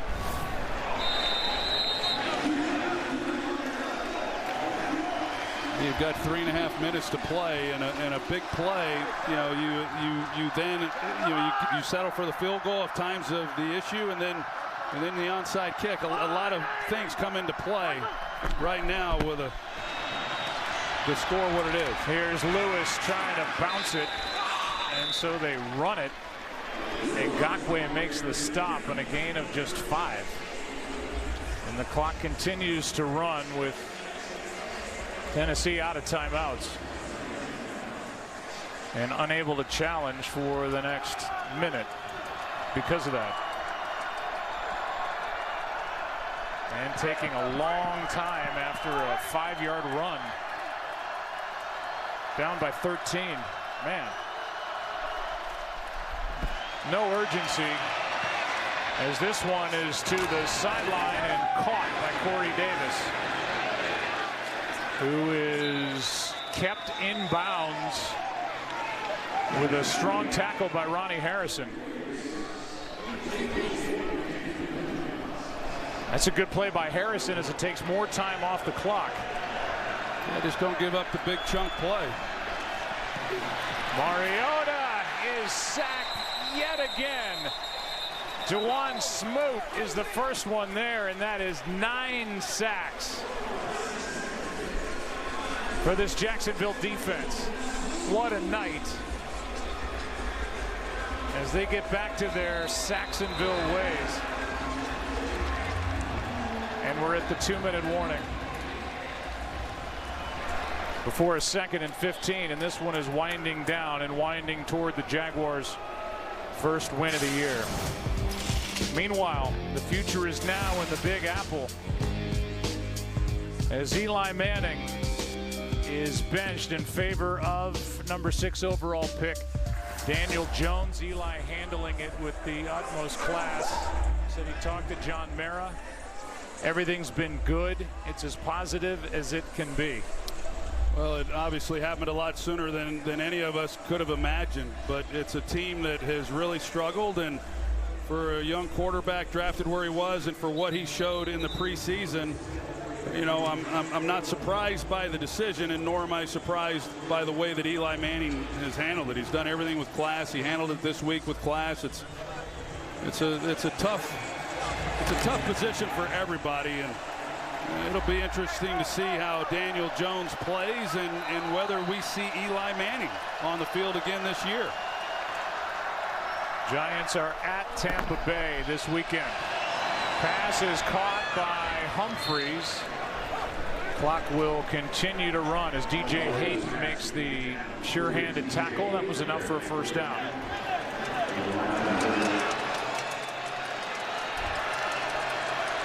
They need a touchdown.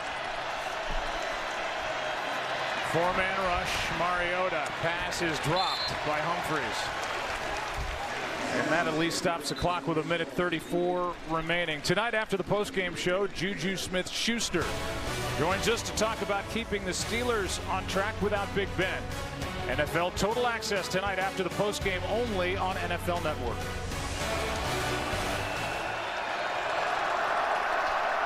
Second down and 10. Pass caught by Walker. And not much room after the catch. Meanwhile, we could be seeing the last game in a Jaguars uniform of Jalen Ramsey, who has requested a trade. They picked up his 5th-year option through 2020, but he has said he wants out.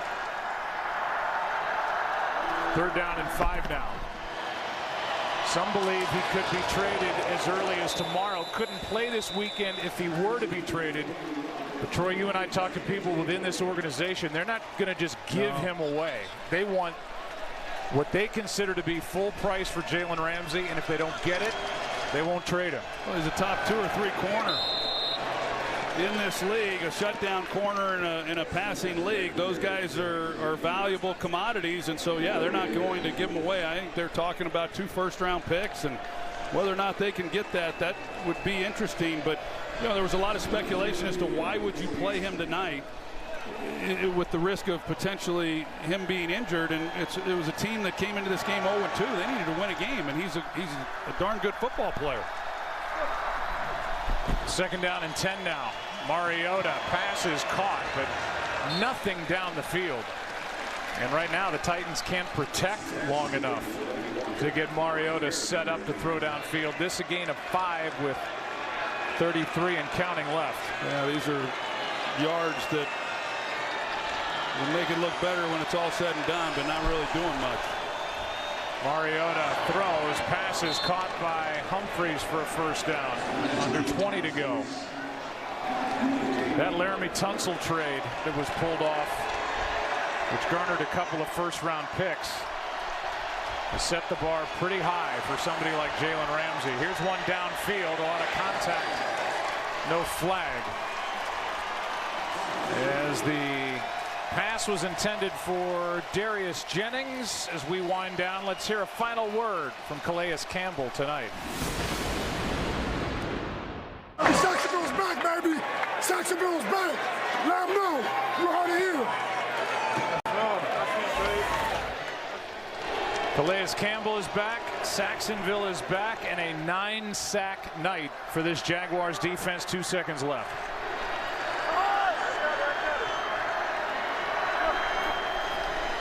From the 37, Humphries. Game is over, and a big hit by Quincy Williams at the end of the night. And Gardner Minshew, the second, has a win in his first home start. And the Jaguars are 1-2, and maybe sending a notice out there that they have to be reckoned with this year in the AFC South. Jaguars 9 sacks on the night. Campbell had 3 of them. Minshew 20 of 30, 204 yards, 2 touchdowns that came early. There's your final for the night. Stay tuned for the Mercedes-Benz postgame show as the Jaguars win it 20-7 over Tennessee. Thank you for watching Thursday Night Football presented by Bud Light Platinum.